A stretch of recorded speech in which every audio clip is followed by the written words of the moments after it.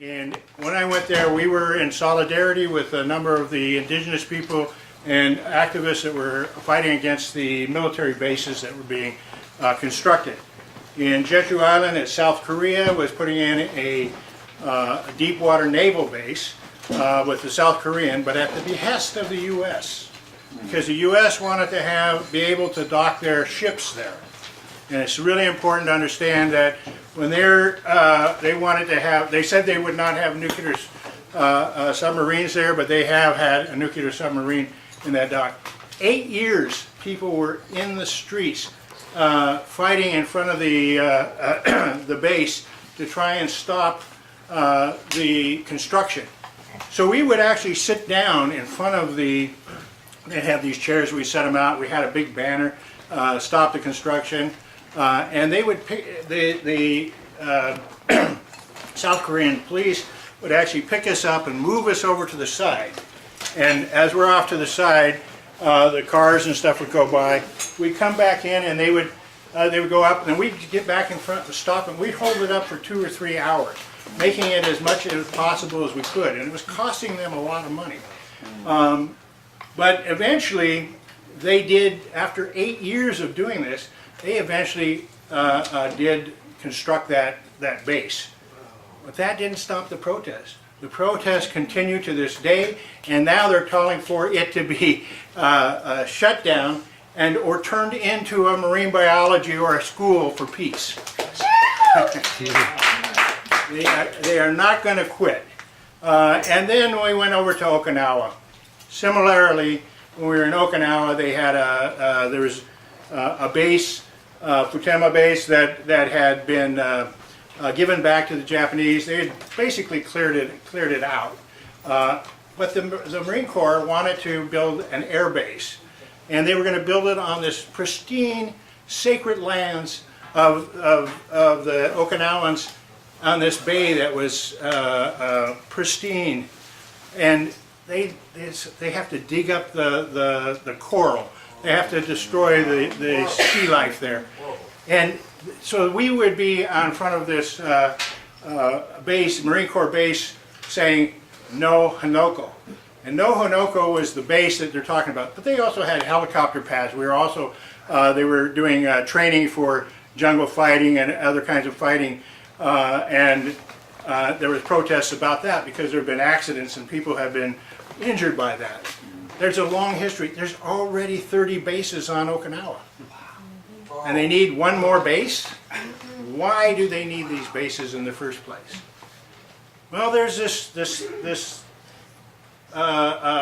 program or campaign that Obama was talking about called the Pacific Pivot, the Asian Pivot.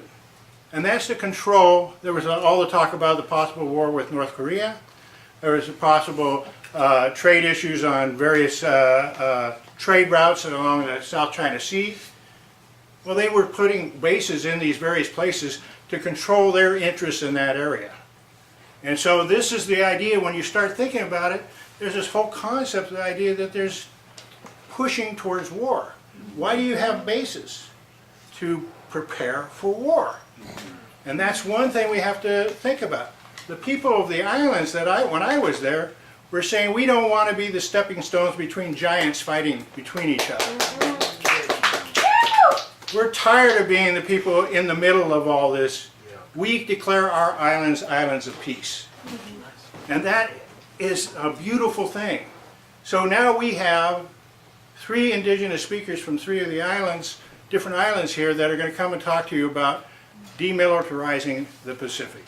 This is an uprising of people talking about their sacred lands and how the U.S. military is taking over people's lands, desecrating the oceans. You know, if you know the history of American bases, they pollute the land around them. When people leave, it's one of the most polluted areas to try and clean those bases up. And I'm an Agent Orange victim. And when I was in Okinawa, the base, Futema base, we were told, I was being interviewed at a radio station, me and Colonel Ann Wright, they were telling us that there were Agent Orange right down below us. And then we said, well, geez, that's crazy, what are you doing here? They said, well, that's nothing, you should go over to this soccer field over in Okinawa City. There's tons and stacks of not just Agent Orange dioxin, but also other chemicals that are being stacked up on this children's soccer field, right next to a primary school and a high school just a little ways down from that, in the middle of a city. And the Japanese would say, it's the Americans' responsibility. It was their base, they had this. The Americans said, we gave the base back to you. It's your responsibility. And the Okinawans are stuck in the middle. So this is the kind of stuff that's still continuing to happen, and we're still trying to fight to make sure that there's cleanup on that. And it needs to be done. But we need to hear from the people that are on the islands and listen to what they have to say. So Professor Sultan Grossman came from Evergreen College, and he came down here. He gave me a call. He and another friend of mine, Kyle Kajihiro, who's in Hawaii, said, Dan, we've got these speakers that would come down and would love to talk to you. They're going to do a tour up here along the Northwest. And would you be able to find a place for them here? I said, sure, we should be able to do that. And so I started talking with Zoltan and Professor Grossman here, who, just to give you an idea, Dr. Sultan Grossman is a professor of geography and native studies at Evergreen State College in Olympia. He is a longtime community organizer and was a co-founder of Midwest Treaty Network in Wisconsin. He continues to do this work and hold classes, global classes for peace and letting people know what's going on. So Zoltan, you want to come down and he'll make the introductions. And so thank you very much. Oh, I should say one more thing, just because I forget to do this.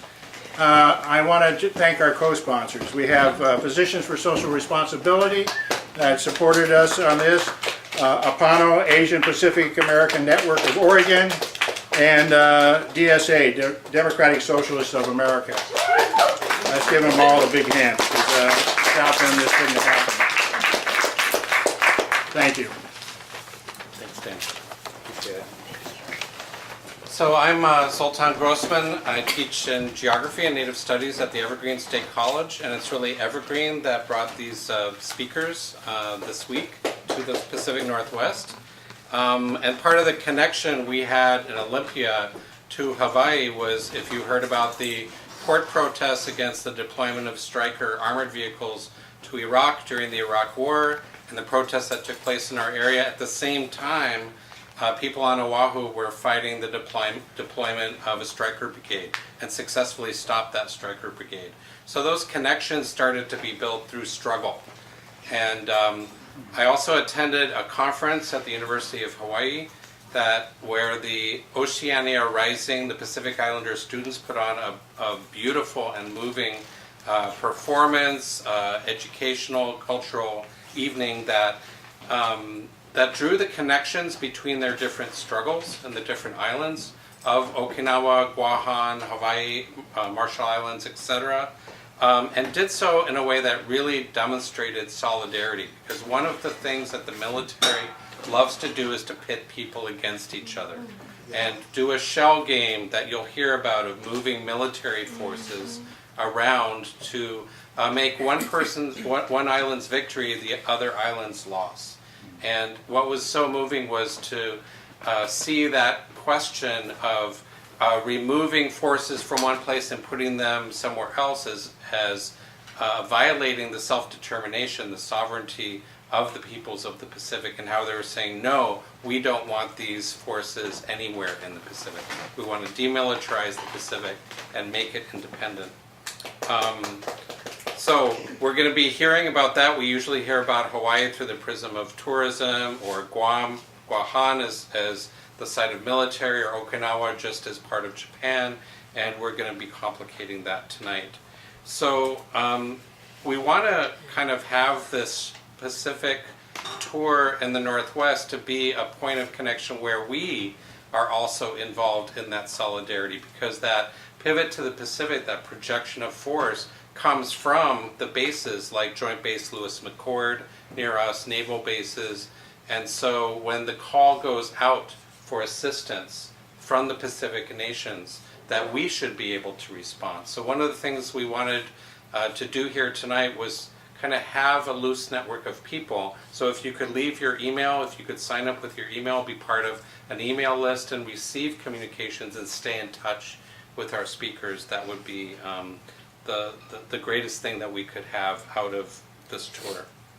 And again, we're going to Seattle tomorrow night to El Centro at 7 to 9 p.m., so tell your friends at Seattle. So all our speakers tonight that are here are members of Women's Voices, Women Speak.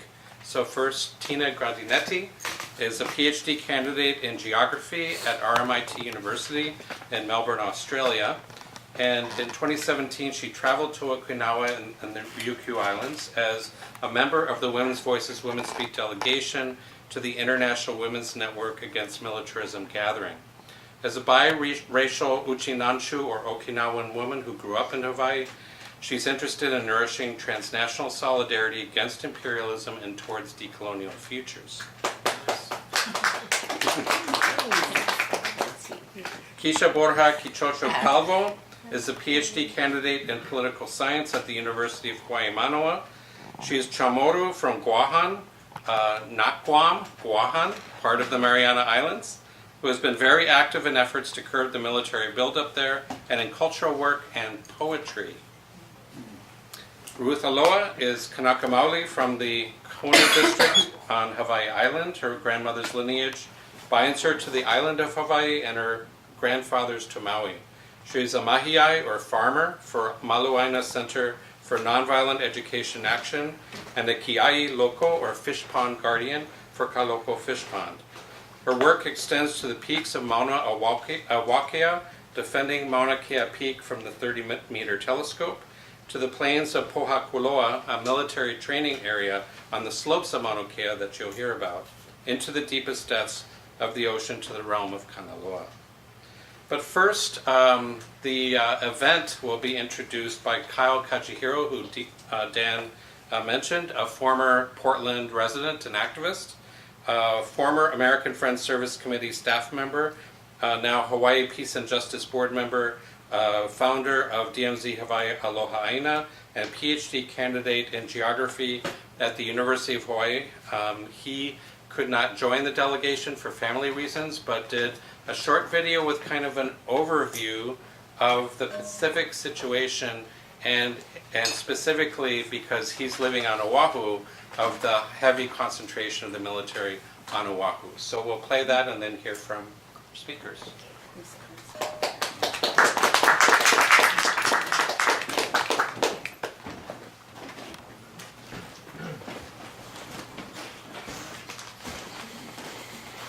Aloha mai kākou.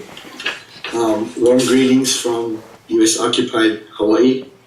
I want to first thank and honor our indigenous peoples of the lands where our delegation will be hosted. The Squatchin Island, Nisqually, and Puyallup, and other Medicine Creek Treaty tribes in the Olympia area. The Chimakwan and Skalalam, where Port Thompson is now located. The Duwamish people in the area now known as Seattle. And also the Multnomah and Chinookan peoples of the area where Portland is located. I want to thank Sultan Grossman, Evergreen State College, Dan Shea, and all the other folks who helped out to host and make this speaking tour possibility, a reality. So my name is Kyle Kajihiro. I'm formerly a program director with the American Friends Service Committee, Peace and Social Justice Organization in Hawaii, and also board of directors of Hawaii Peace and Justice. I'm currently a PhD graduate student in geography and an instructor in the Department of Ethnic Studies. So what I'd like to do today is talk a little bit about the history and give an overview of the process of U.S. empire building and militarization in Hawaii and the Pacific. Describe what that looks like, and talk about some of the sites where there's been resistance, some of it successful. So to start, begin with a quote from David Malo, a Hawaiian historian, who in 1837 he wrote that when the high tide rises, large fish will come from out of the dark ocean, from places you had not seen before. And when they see the small fish in the shallow place, they will eat the small fish. So here's a keen observer of history and of events. And he's seeing imperialism gobbling up other islands. So he writes this poetic, this prophecy to Hawaiian chiefs, warning them of what's to come. What do these big fish look like? So one example we can see in Senator Albert Beveridge from Indiana, who wrote in 1900, "The Pacific is our ocean. The power that rules the Pacific is the power that rules the world. That power is and will forever be the American Republic." And so for a long time, the United States and its leaders have looked at Hawaii as a place that could be useful for exerting power across this great ocean. In 2011, when the APEC summit was meeting in Honolulu, President Barack Obama and Secretary of State Hillary Clinton were here, and they unveiled this new U.S. policy called the Pacific Pivot. But many of us who know this history of this region didn't see this as anything new. And as a pivot, to just play with this metaphor a little bit, every pivot needs a fulcrum on which to exert its force, to multiply its force. And so I would argue that Hawaii plays a similar role, that Hawaii is a fulcrum of U.S. imperial formation in the Pacific, and it helps to leverage U.S. power around this region and around the world. Hawaii is also a place where we see the pivot from a land-based power to sea power. And then Captain Alfred Mahan is one of the key strategists for this, where he advocated for taking of Hawaii in order for the U.S. to have a foothold in the Pacific. In 1872, when General John Schofield led a delegation to Hawaii, who were disguised as tourists on a pleasure visit, they actually had secret orders to scout out a location for a military base. And he reports that, quote, "It is the key to the Central Pacific Ocean, the gem of these islands." Of course, he's talking about Ke'awala o Pu'uloa, or Pearl Harbor, which was a very important resource and a sacred place to Kanaka Maoli, because it had so much fresh water mixing with salt water. It was a very abundant place for aquaculture and for wetland agriculture. Unfortunately, most people only know Pearl Harbor by images like this, as a place of war, or as a memorial site and a tourist attraction. But very few know the older history of Ke'awala o Pu'uloa as a Hawaiian geography of abundance and of the great sort of engineering marvels that existed there, and a place of great beauty. And the reason why it was so productive is, in this map you can see how 12 different land divisions, or ahupua'a, converge at the shoreline of Pu'uloa, and this means all the waters that come down from these two mountain ranges converge there, and which gives it its fertility and its abundance, where they would grow wetland taro and also raise varieties of shellfish, fish, oysters. But the around 1872 and 73, the sugar planters in Hawaii, who were the white settlers here, wanted a free trade agreement with the United States so that they could sell their sugar without tariffs. And so they pressured the King Kalakaua to agree to a treaty of reciprocity. And they suggested that Pearl Harbor should be offered as an incentive to the United States. And so these white settlers formed a militia and threatened the king with violence if he didn't sign a new constitution that dramatically changed balance of power in Hawaii. It empowered the white-dominated cabinet over the monarch.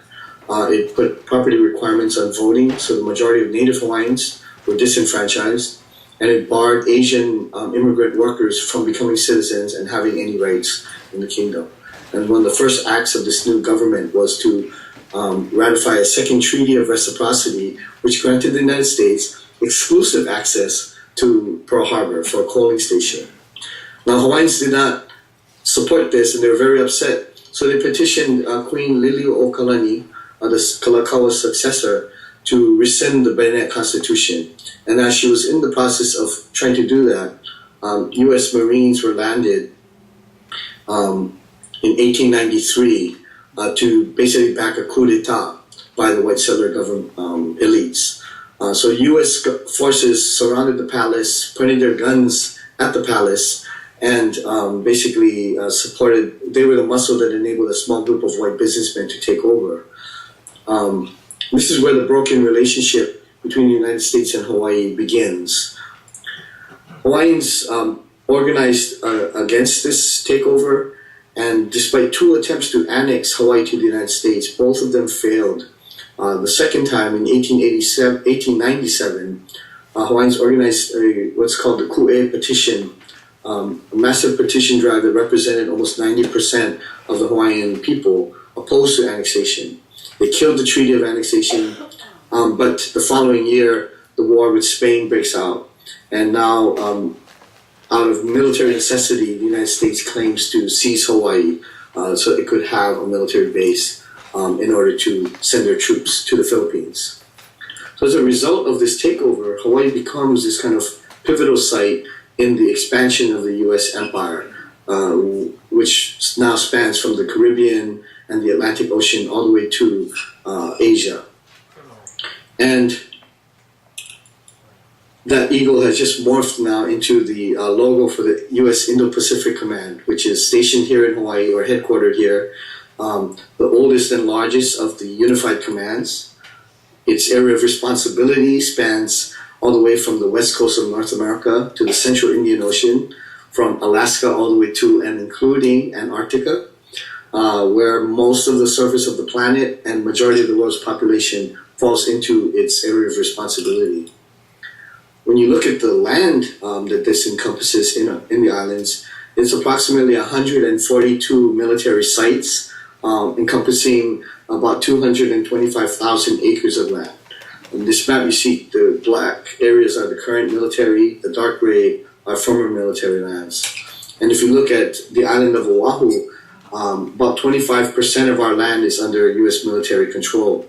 And so it's quite a high percentage. I think the only comparable other places are Okinawa and Guam. One way to think of it is the metaphor coined by Kalekua Ka'eo, Hawaiian scholar and activist. I should think of the military in Hawaii as the head of a monstrous he'e, octopus, which brains are the Pacific Command headquarters in Halawa Heights, with its supercomputers and fiber optics as a nervous system. The eyes on top of our various mountains, watching the skies, tracking satellites and so forth.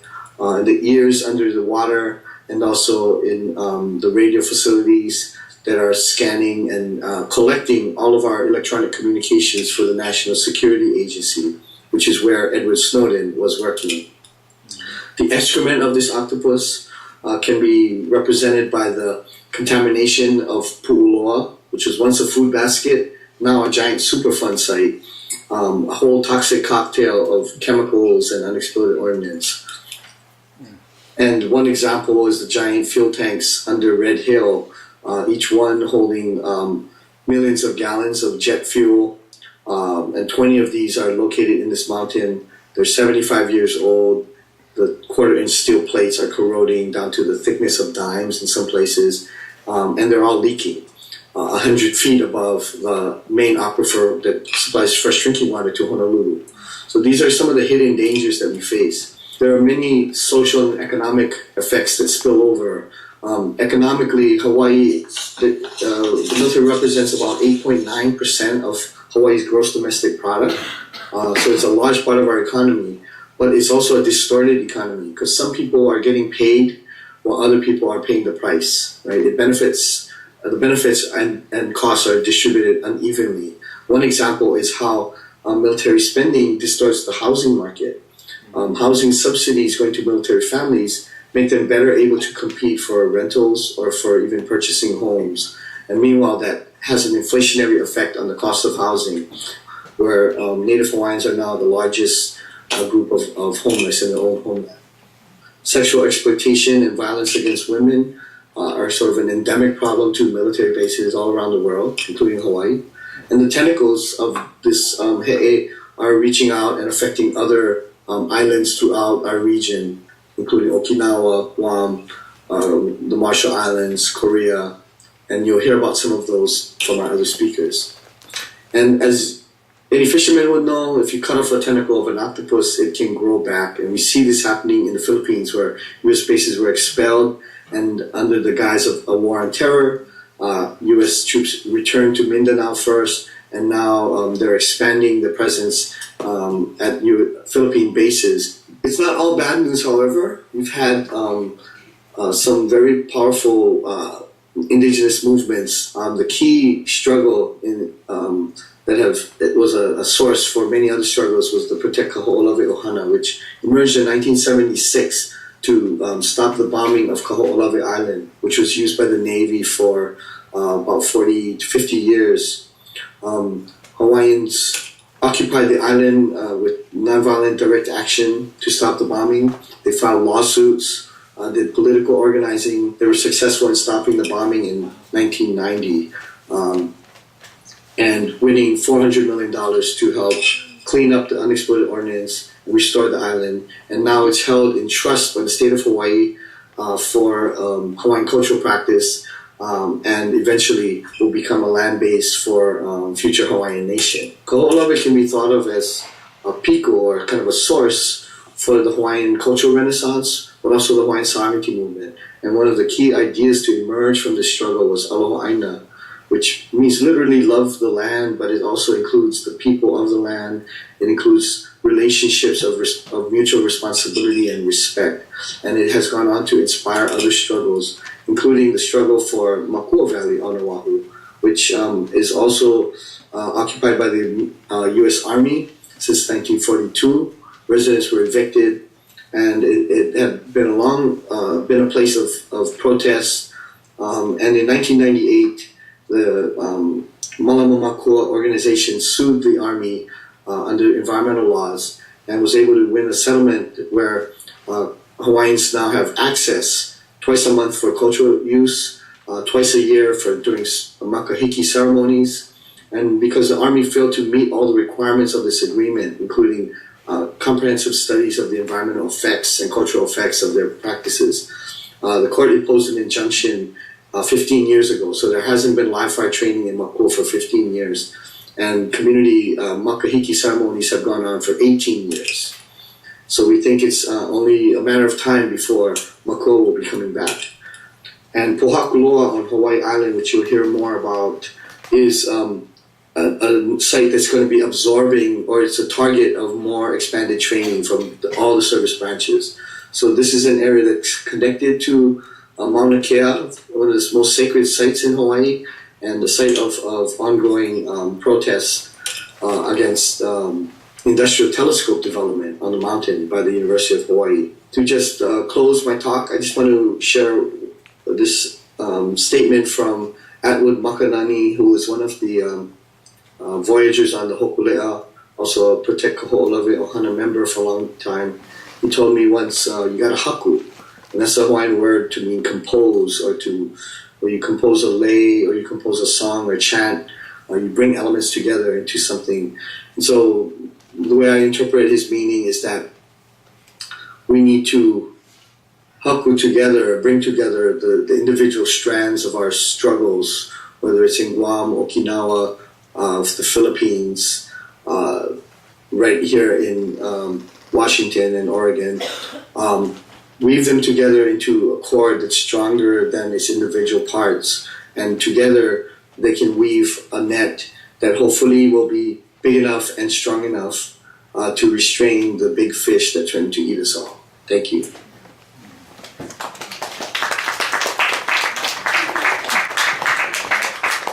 So we're going to bring back Kyle during the question and answer period.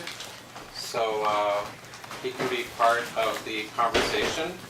And I forgot to mention there are also some handouts with maps, bios, resources, links, and the most important one being the call to action. where there's some things being requested by the speakers and by the movements in the Pacific. So to think of the Pacific as not empty space that divides us, but a rich place that connects us together and gets us working together. So our first speaker here will be Tina. Should I play the microphone? No. Okay. Just go for it. Aloha everybody in Okinawan, hi Sai. I wanted to start by first telling a little bit about myself. So unlike Kisha and Ruth, I didn't grow up in my homeland. I grew up in Hawaii and my female activism really grew there, and I came to my responsibilities as a Uchinanchu or Okinawan woman fairly recently when I went to Okinawa in 2017. So my mom is Okinawan and she was born in a town called Keene, which is right across the road from Marine Corps Base Camp Hansen. And she moved to Hawaii when she was 23.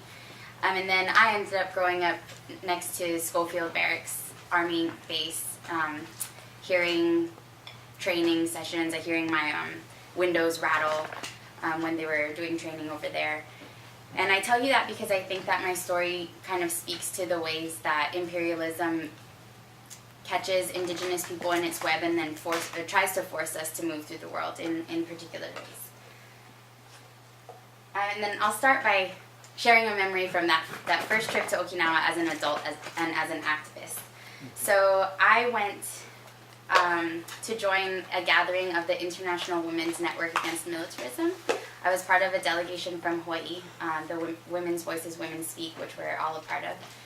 And on the second day of the conference, we were riding on a bus to visit Henoko, which is kind of the epicenter of the anti-base movement in Okinawa at the moment.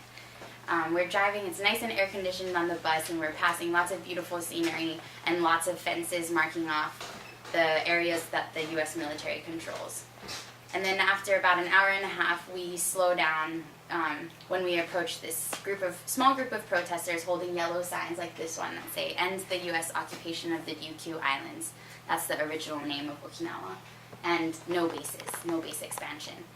And then we get off the bus, and as I step off the bus, it's so hot. It's super hot and humid, and I'm from Hawaii, so I'm used to that kind of weather, but this is a whole nother level.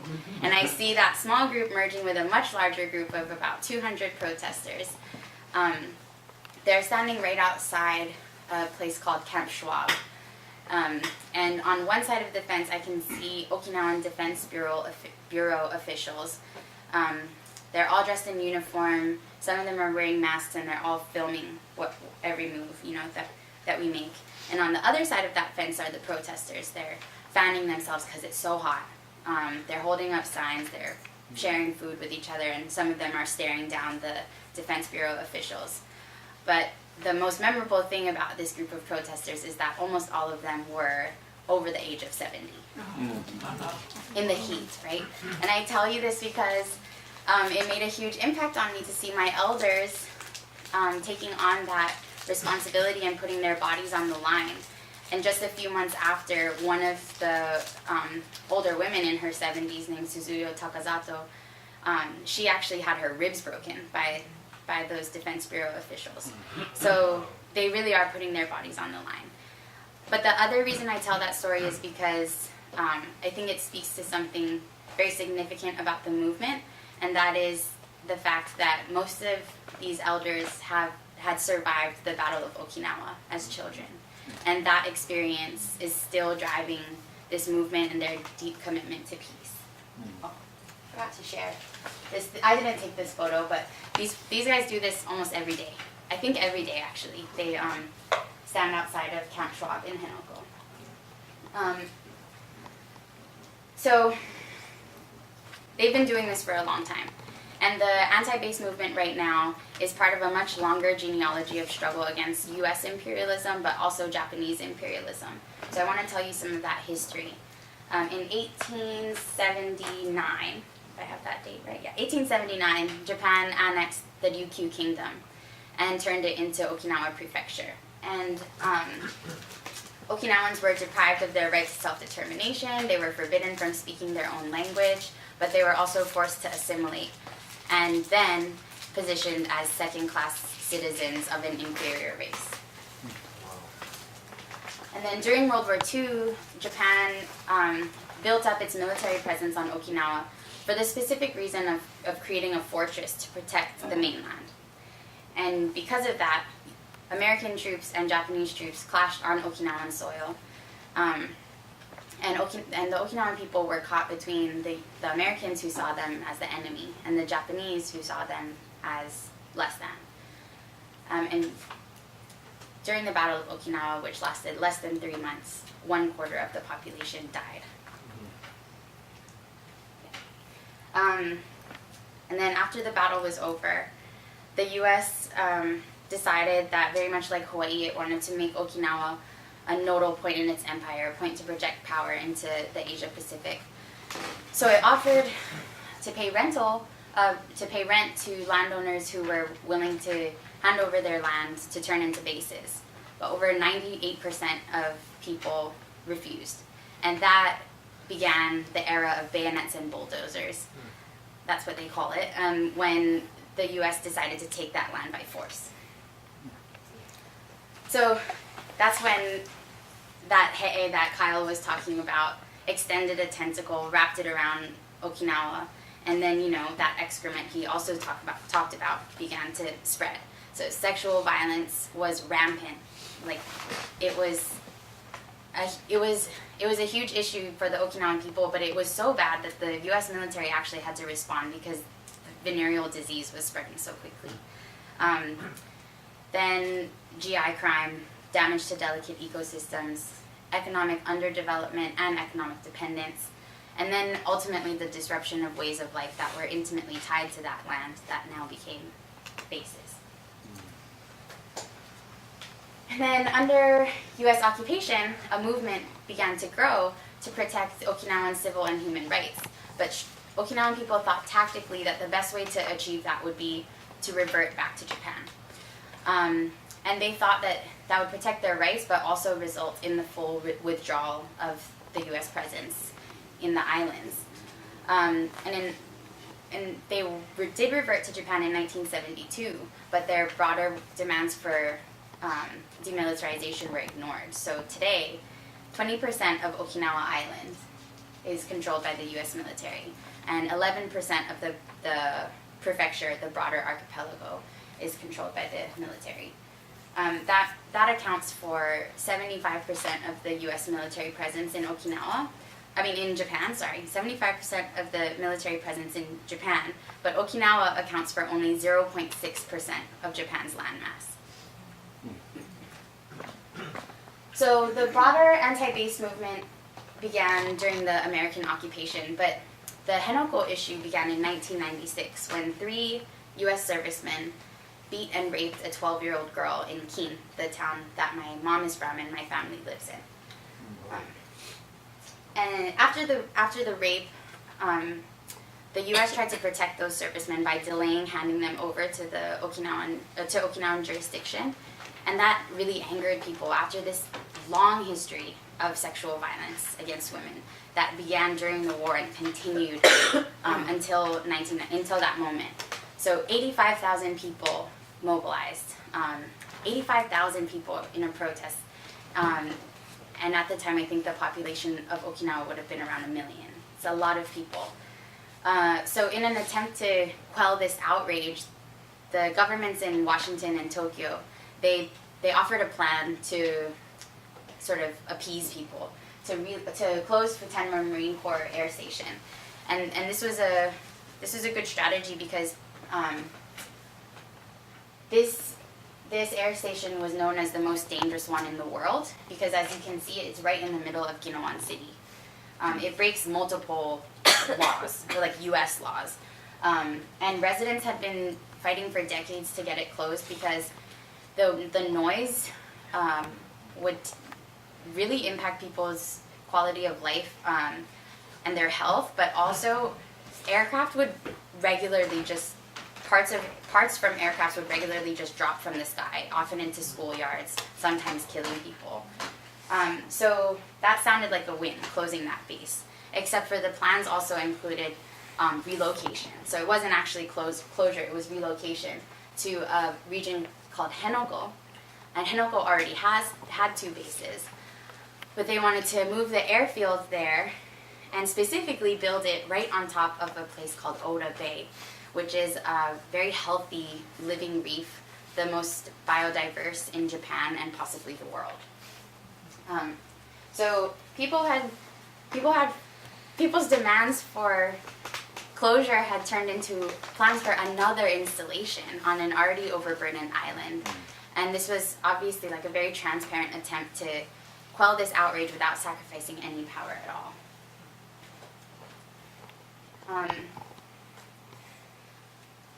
That was in 1996, so for 23 years, Okinawans have been fighting this plan.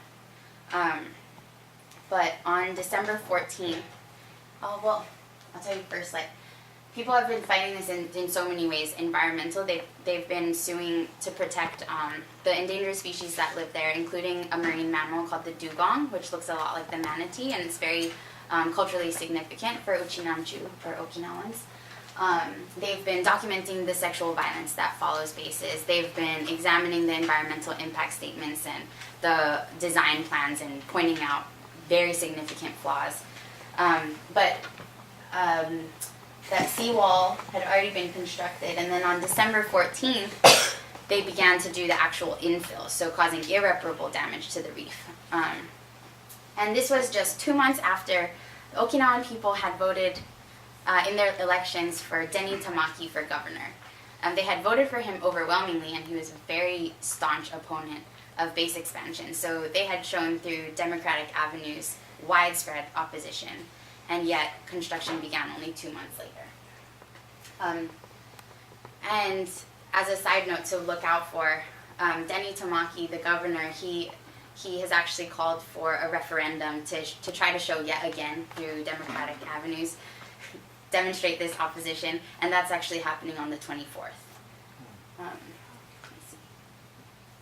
So the referendum and the Henoko issue has thrust the anti-base movement into the news.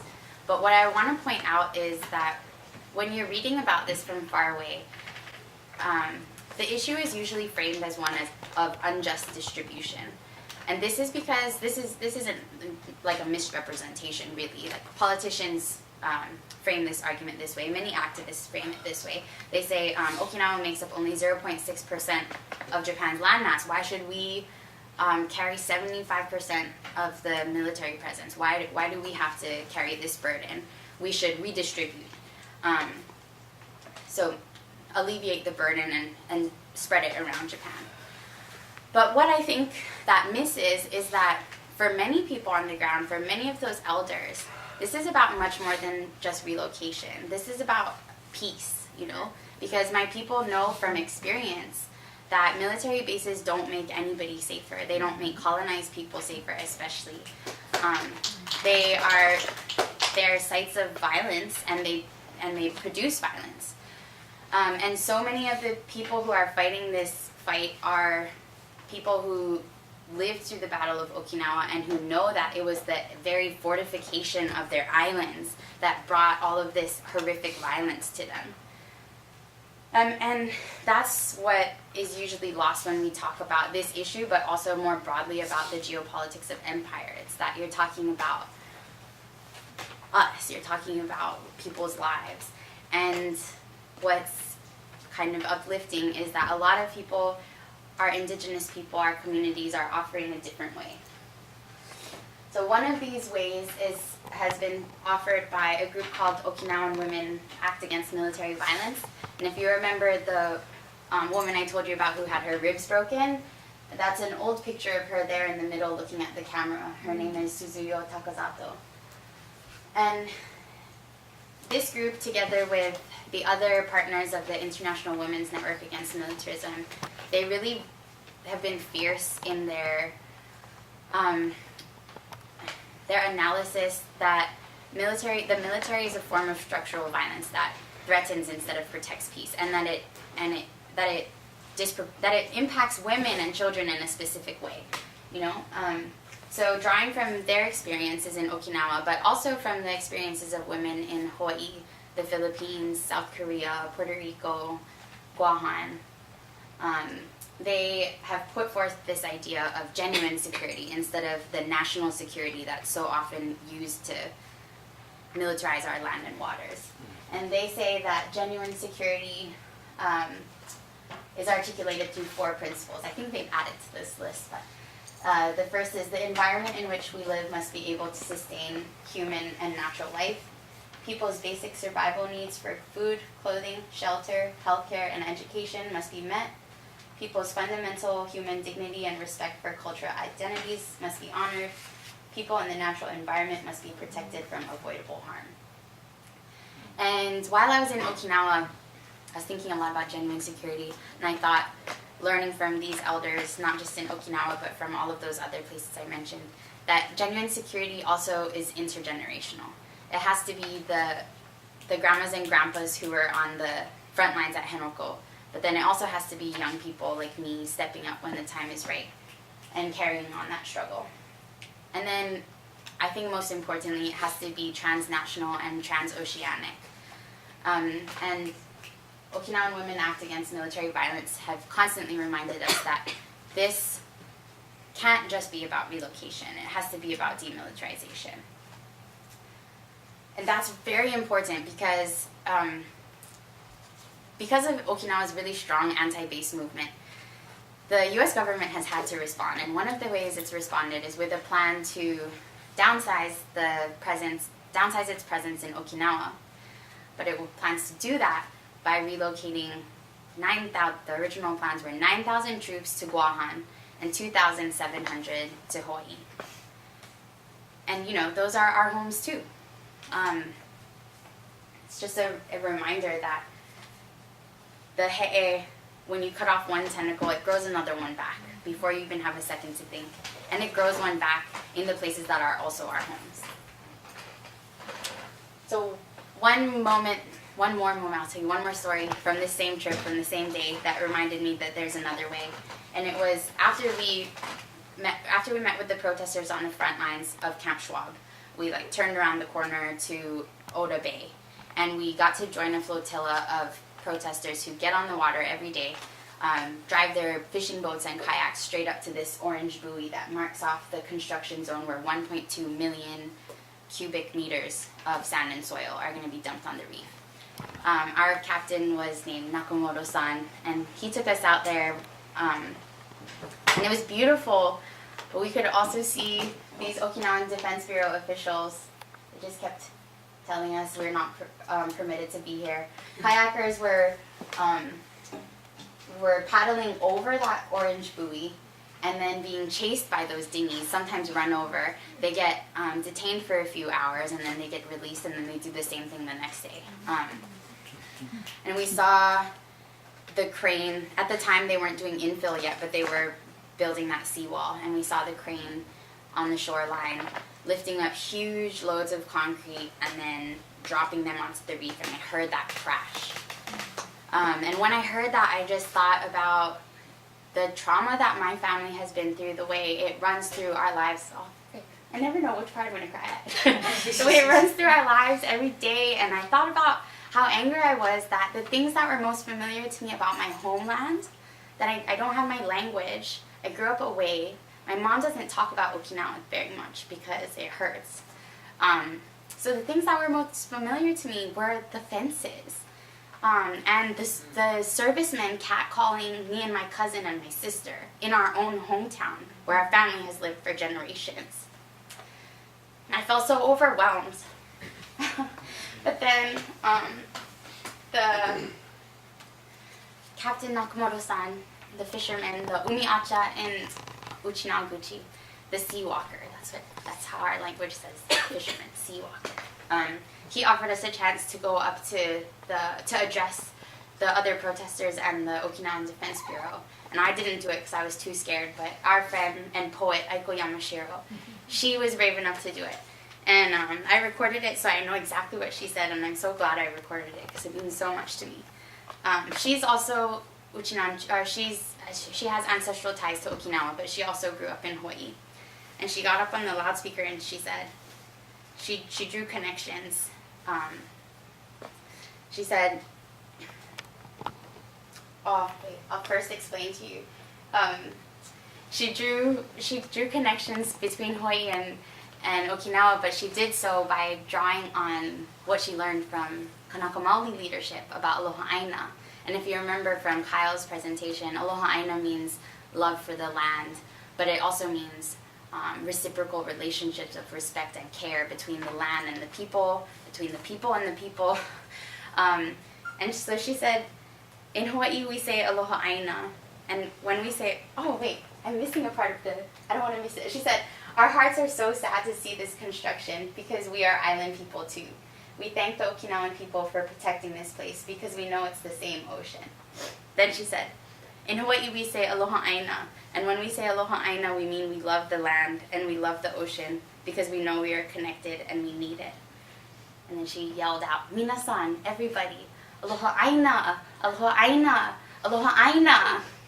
And as I was yelling it with her, Aloha Aina, as I was yelling it with her, all of that sadness, all of those doubts about where I stand in the movement in Hawaii as a non-native settler, and then in Okinawa as an indigenous Uchinan True who didn't grow up there, they all just disappeared because I realized Nakamoto-san, the Umiacha, he was protecting his little patch of ocean that he loved so much, and Aiko was fighting for her patch of ocean that she loves so much, but it's the same ocean.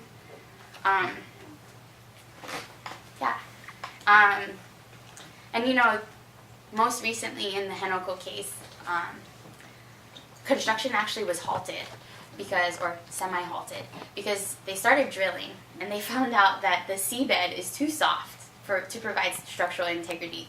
The word is that it has the consistency of mayonnaise. And remember, this is after 23 years. 23 years of people saying we don't want this and doing environmental impact statements and people pointing out, oh, I don't think this design doesn't make any sense. After 23 years of that, they didn't find out until they started drilling. Probably because they never really freaking cared. But so now construction has kind of halted because they stopped infill, but they did start building another seawall to mark the new zone where they'll build. But the good thing is that those design plans require approval from Denny Tamaki, the governor, and he's vowed not to give it. And I think that's a really important reminder that Aina has agency, land has agency, land has our back, Aina has our back, and even though it can't always do that, it can't always come up in critical times to help us, ultimately, like, that Aina is gonna be here. It's the most powerful thing, you know? And I just think that, again, like, our lands and our oceans connect us.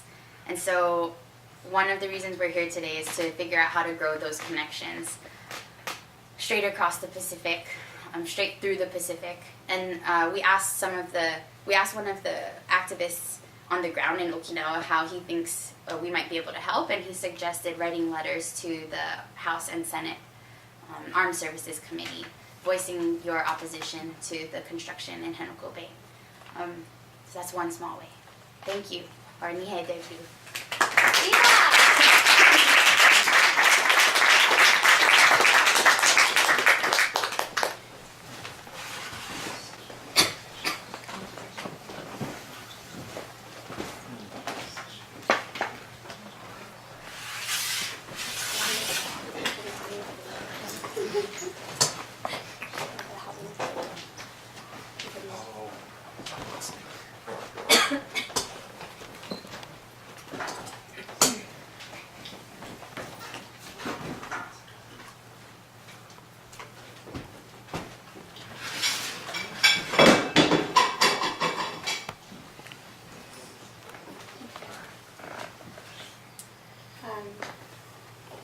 Vanessa and Hafade, Kisha Borja-Quichocho-Calvo, Hello from Guahan, or Guam. My name is Kisha.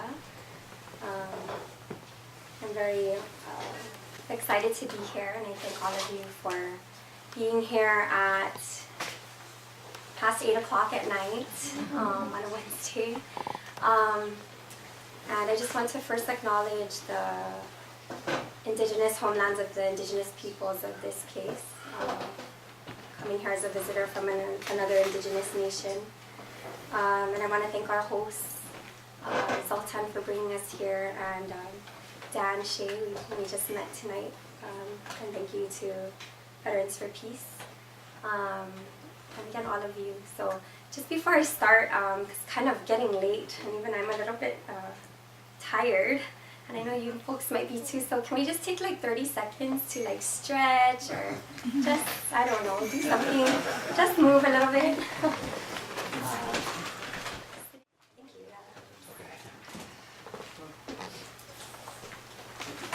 Okay, feel a little better. It's a lot of information coming out, so thank you. We're very excited to share. Thank you for allowing us to share our stories with you. I have a really bad sore throat. So please bear with me. So before I start, I'd like to open up with a poem.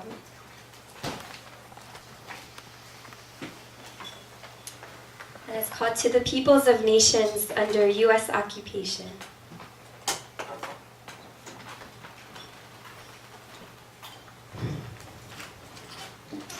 I come from a land, a small island lined with fences where my people are used to looking at the lands of our ancestors through holes.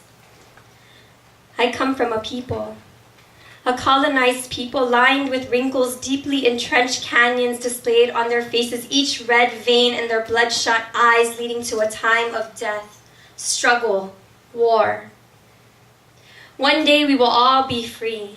Our nations will no longer be confined by guns and fences and national security.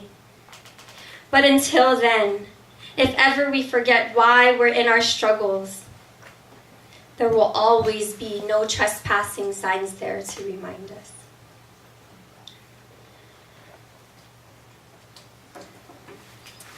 So today I'm going to talk about militarization in the Mariana Islands, focusing mostly on Guahan because that's the island that I'm from. And then just to give you a little bit of context, Hawaii would be, of course, to our west, but it's in the top right-hand side right now, and then to the left of that is the Northern Marianas and Guahan. This is a map of the Marianas. There are 15 islands in the Marianas, and Guahan is the southernmost island. And just to give you some, like an idea of where U.S. military occupation takes place, it's in the islands of Guahan, Tini, and Faria de Mitiniza, which is in Chamoru no Os. And then if you look further up, there's the island Pagan, that's called Pagan, and the military wants to use that island for target practice, and I'll talk a little bit more about that later on. Guahan is more commonly known by its misnomer, which is Guam, but Guahan is the Chamoru name for Guahan, and it means we have. Chamorus are the indigenous people of the Mariana Islands, which includes Guahan. We're not Guamerican or Guamese, Guamanese, Guamerican, yeah, all of those things. Guamanian, we're Chamoru. And so, yeah, we're trying to bring back the original name of our island, which is Guahan. Before we try to understand the U.S. military occupation, we have to first acknowledge the fact that Guahan is the oldest colony in Oceania, or the Pacific. Come 2021, we will have been colonized for 500 years. So first by Spain, 1521 to 1898, when the Spanish-American War ended. And then next by the U.S. Navy from 1898 to 1941, when World War II started. And then the Japanese, 1941 to 1944. So that's the difference between like a place like Hawaii and then Guahan. The Japanese bombed Pearl Harbor, but didn't actually occupy Hawaii. on the very same day, which is because we're on the other side of the international date line, it's December 8, Japan bombed Guahan, and they did occupy Guahan for 3 years. And then from 1944 to the present, we were first under the US Navy again, and then we're currently under the US Department of Interior. The Northern Mariana Islands has a little bit of a different history. First, they were colonized by Spain. After the Spanish-American War, they were sold to Germany, and then they were occupied by Japan for a longer period of time, almost 30 years, and then now they're under the US. So we are one people, right, the Chamoru people, but we are politically separated from each other, Guahan and the Northern Mariana Islands. Northern Mariana Islands voted for Commonwealth status with the United States, and Guahan still remains an unincorporated territory of the United States. So basically the biggest differences between like us and like a state is that we cannot vote for the President of the United States, and we have a non-voting delegate to Congress. But we can still serve in the military, and Chamoru serve the highest amount per capita than any other peoples in America in the US military. This is a map on the right side of Guahan, and that is all the darker shaded regions are what the military currently occupies. We have it's about a third of the island, about 27%. The island is about 30 miles long, 8 miles wide. It's not that big. So occupying a third of it is a lot of land, a lot of ocean, a lot of airspace. The population is about 170,000 people. And so that'll, when we talk about the military buildup in a few minutes, just keep that number in mind, 170,000. But yeah, what does militarization look like? So if you look at this map, we have this Air Force base in the northern part. Central and southern parts, we have the naval base. Presence of PCBs, I'm sure all of you are familiar with what these are, as well as Agent Orange. With the PCBs, I just read an article last week, which is just so, every time you see information in the news, it never gets easier to swallow, right? It hurts so much to know that all of these terrible things have happened and continue to happen, and the US military either one, lies about it, or doesn't acknowledge it, or two, like doesn't help us to get through it in terms of healing or cleaning up the mess and things like that. So last week there was an article that came out that off the shores of one of our southern villages, there's the presence of PCBs, and it's 4,900 times higher than the recommended than the federal recommendation, the accepted federal recommendation, 4,900 times higher. So we have high rates of cancer on the island. And interestingly enough, I was telling Dan at dinner that it actually took American veterans to talk about Agent Orange and how they suffer from cancer because of Agent Orange when they were there between, in the 60s and the 70s spraying the herbicides. And so it took for them to kind of write letters to their leaders for it to actually make headlines. So Chamorus for a long time have been saying we've been suffering from cancer, but no one ever really did anything or said anything until recently when American veterans started saying something. Militarization in the Marianas also looks like the current bombing of No'os or Ferian de Mediniza, which can be compared to Kaho'olawe, which Kyle talked about earlier. So right now they kind of bomb the island for training and testing purposes. And I have a video to show. Could I insert a question?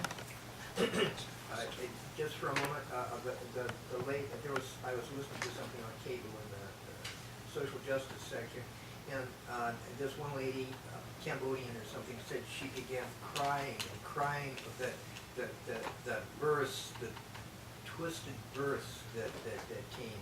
Is that right? The distorted births?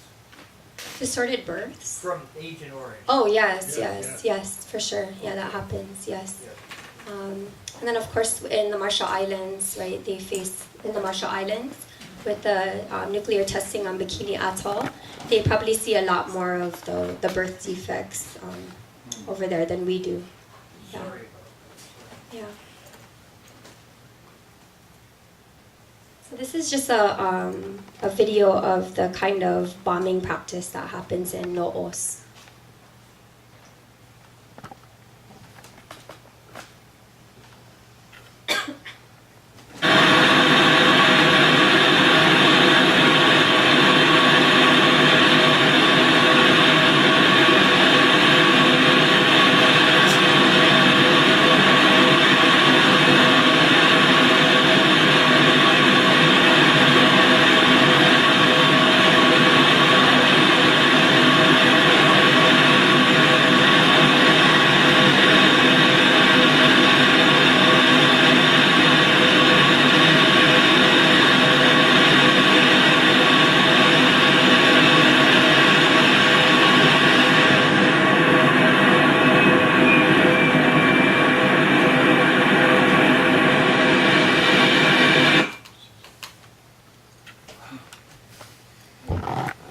What is supposed to be accomplished by the bombing?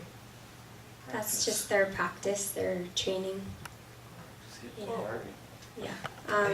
So the thing with No'os is that no people lived there before. They found evidence of that people lived there before, but then nobody, no people live there anymore. And so that's the rationale behind this kind of training, is there are no human bodies on the island, but the argument, of course, on the other side is that there are plant life, endangered animal species that have been identified on the island, yet this still happens. So every few months throughout the year, the military will put in the newspaper, don't go around the island, because people fish still, they ride their boats up there, and they still go fishing, so they say, don't go around this island from this date to this date, because we're going to be conducting trainings, and that's the kind of trainings that happen on the island. So continuing on, Tina had spoken about this proposed military buildup and the Marines being relocated from Okinawa to Guahan. Originally, the number was about 8,000, 9,000 Marines and 9,000 dependents. So again, remember the number I told you before, our population is about 170,000 people. So you're looking at Marines, their dependents, other armed forces service men and women, and thousands of foreign laborers, mostly from the Philippines. So the number was really high. It was about 50,000 people we were anticipating to come in the early 2020s. That's almost a third of our population, right? So in the draft environmental impact statement, which was about 11,000 pages, we only had a month to read it. And then they were like, we fought that and we said we need more time. So they said, okay, 3 months to read 11,000 pages. We submitted about 10,000 comments in opposition to this buildup. And so we had a small win because the numbers went down. So now it's not 8,000, 9,000 Marines. Now it's about 5,000 Marines and then 4,000 dependents. So, you know, it's hard. Excuse me. It's hard because we don't want the buildup for the most part. But this is kind of their, I guess, act of like negotiation, and somehow we're supposed to just roll with it, despite the fact that we might disagree with even having the buildup take place on our island. There's a construction of a Marine Corps base. Again, right, there hasn't ever been this process where like everyone was in agreement with this buildup. So it makes these projects, which are currently already happening, really frustrating for our community, because as part of being a colony and part of being the indigenous peoples of an unincorporated territory of the United States is your voice, no matter how loud you speak, doesn't matter at the end of the day. Like, it does not matter. And if you ever felt like your voice didn't matter in a situation, just try having thousands of voices saying something like, you don't want this. You don't want those Marines to come. We know what happened in Okinawa. We don't want those problems here. And we've identified the problems, we've called the military out on the problems, and yet the Marine Corps base is already being built. We didn't even want it. We haven't even sat down together at the table, because you know who gets to be at the table when we talk about the buildup? The US, Japan, and Okinawa. Guahan does not get to be at the table because we are a territory. And that is frustrating, because this is our home, not anybody else's home, right? So we need to be there to be able to make the decisions, and we can't. The other part is that they're building this Marine Corps base, and they recently discovered a sacred village site. They discovered artifacts, Chamorro artifacts that have been around for thousands of years. One historic preservation trust member just decided to take a drive by this area. And when he looked through the fence, he saw that the area was completely bulldozed, which means the military didn't hold up to their end of the deal to protect, right? To protect and take care of our artifacts. Where there are artifacts, there are ancestral remains. We cannot desecrate and disrespect our ancestors in that way, right? That's not a part of who we are as a people.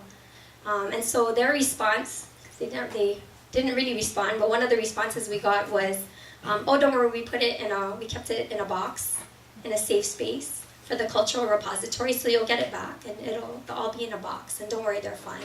And next time we come across this issue, don't worry, we'll contact you. So that's kind of the thing that's going on right now. There's also this construction of a hand grenade training facility, as well as another live firing range complex. We already have live firing ranges, but they're trying to build another one, a larger one, which would then impact another village called Litekzan.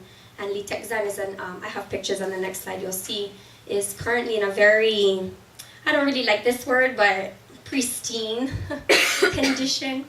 It's really beautiful. There are a lot of artifacts there. There are ancestral remains there. It's currently maintained by the U.S. Fish and Wildlife. So if you know like how some of that stuff goes, it's just an exchange now. So they're just moving it from the control of the U.S. Fish and Wildlife to the Department of Defense.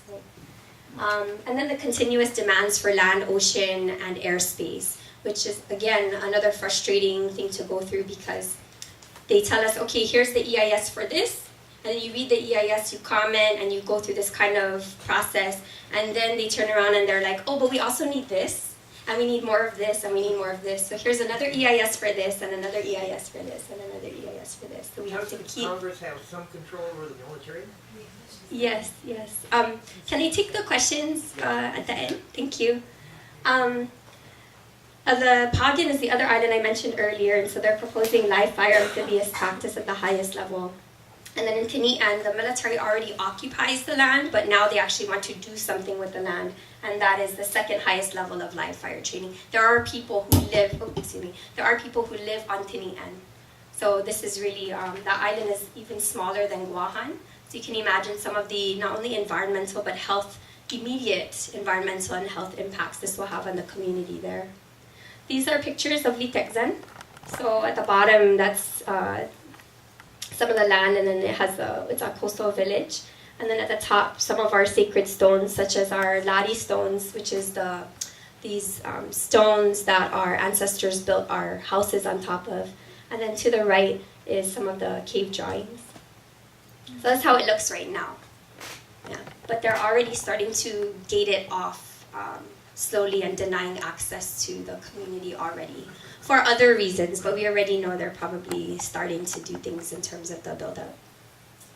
Another thing, in addition to the military buildup, so this is what I'm saying, where you're being proposed with one project and having to go through one process, and then they propose something else at the same time. So there's something called the Mariana Islands Training and Testing, or the MIT, which basically is an expansion of what was called the MERC, or the Mariana Islands Range Complex. It's about 1 million square nautical miles of ocean and airspace that the Navy wants to use to conduct trainings, including bomb detonations, sonar trainings, and things like that.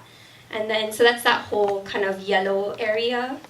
And then if you see to the right of that, there's a dotted line. That dotted line is part of this space to conduct training all the way to the HERC, or the Hawaiʻi Island Range Complex. So it's a lot of ocean, and some of the results are that there will be 12,580 detonations every year for 5 years. Thousands of takings of different marine mammal species, to include some of our own endangered species. And then yeah, a lot of environmental impacts. So there's a EIS out for this. But to kind of flip it and show what resistance looks like, there is resistance going on in the islands, both in Guahan and in the Northern Mariana Islands. There are people who are fighting all aspects of this buildup, from Pagan to Guahan to Tanian. And also a lot of us are just asking for some sort of way to be able to participate in making decisions related to military occupation on our islands, right? Some more formal groups that exist are Putahili Tekzen. So if you have Facebook or Instagram, you can follow them. They are really kind of staunch advocates for protecting the Tekzen village. We are Guahan on the bottom right. They are known for working with our preservation trust back home they filed a lawsuit against the Department of Defense because they wanted to use the village of Paget for the live firing range site. But they filed a lawsuit and they won. So the military said, okay, we'll give you Paget. So that was a win, yay. But then the loss came when they decided they're gonna take Litekzen. So if it wasn't one village, it was gonna be another. So this is where we're at right now, is fighting for this. And then another group is called Our Islands Are Sacred, which is more of a transoceanic movement, even international movement, to kind of connect other struggles related to environmental issues and militarization in different nations throughout Oceania and the rest of the world. So Our Islands Are Sacred is also on social media if you have access to that. Yeah, and then some other pictures of youth at a Putahili Tekzen rally. But how you can help. So I'd say learn more about U.S. militarization in the Marianas. That would be really great. Also learning more about the islands, learning about our people. I've been telling folks the past few days that most of the time when I say where I'm from, they're like, "Oh, you're from Guam." When I was in Guam, I was stationed there for And so I always get frustrated because I'm like, there's more to my island than just military, right? Like, our people were there long before 1898. We are a 4,000-year-old people, right? So stop talking to me about military occupation, or about how you're stationed there, or how it was so hot, or like, talk to me about something more substantial. And I bring this up because today I went to the clinic, and my doctor, that was the first thing he said. He was like, when I was in the Army, and I was like, God, is that the first thing you want to talk to me about? Just give me my medicine, I'm ready to go. And so anyways, the other thing that I would ask you to do, this is probably more immediate, is to read the environmental impact statement for the MIT. Comments end on March 18th. So if you are environmentalists, health professionals, if you have any knowledge about things like that, even things that are happening here that we could draw comparisons to, we really appreciate comments, anything, trying to just say no to this MIT. And by saying no to the MIT, it doesn't just help Guahan. It also helps the rest of the Marianas. It helps Hawaiʻi, helps California, because all of this, as you probably know, right, the ocean space is from throughout all of the Pacific, right? Like Marianas all the way to California, all that ocean space the U.S. Navy can use. So we have to help each other. And then follow any of these groups on social media. I want to end. So I start with a poem and I want to end with a poem. It's my daughter. And so, yeah, she's 5 years old now. So this picture is always my reminder that we still continue in our struggles, right? No matter how long it takes, we will continue. And I hope that she doesn't ever have to be standing here in this spot talking about this. I hope when she's my age, like, she can talk about how, like, it's done. That there's no more military in our home, and that Mama got peace, right? We all got peace, and that's what I hope for her and all of our peoples. But Our children shouldn't have to do this. Like, we have to end now. Like, this needs to stop. So this is for her and just all of us who are in this. It's called Our Islands Are Sacred. Honor our ancestors. Honor our sacred spaces. Honor our past. Remember those who came before us. Remember those who will come after us. Remember those who are living. Respect our peoples, our animals, and our plants. Respect our lands and our ocean. Respect our stories. Protect our ancestral graves. Protect our stones, our mountains, and our trees. Protect our past so we can protect our future. Chant our stories until our children can hear us. Chant for our lands and our ocean until they feel us. Chant to our ancestors until they know us. We are here. We are here. We are here. And we remember now that you are sacred. We are sacred. Our islands are sacred. Thank you.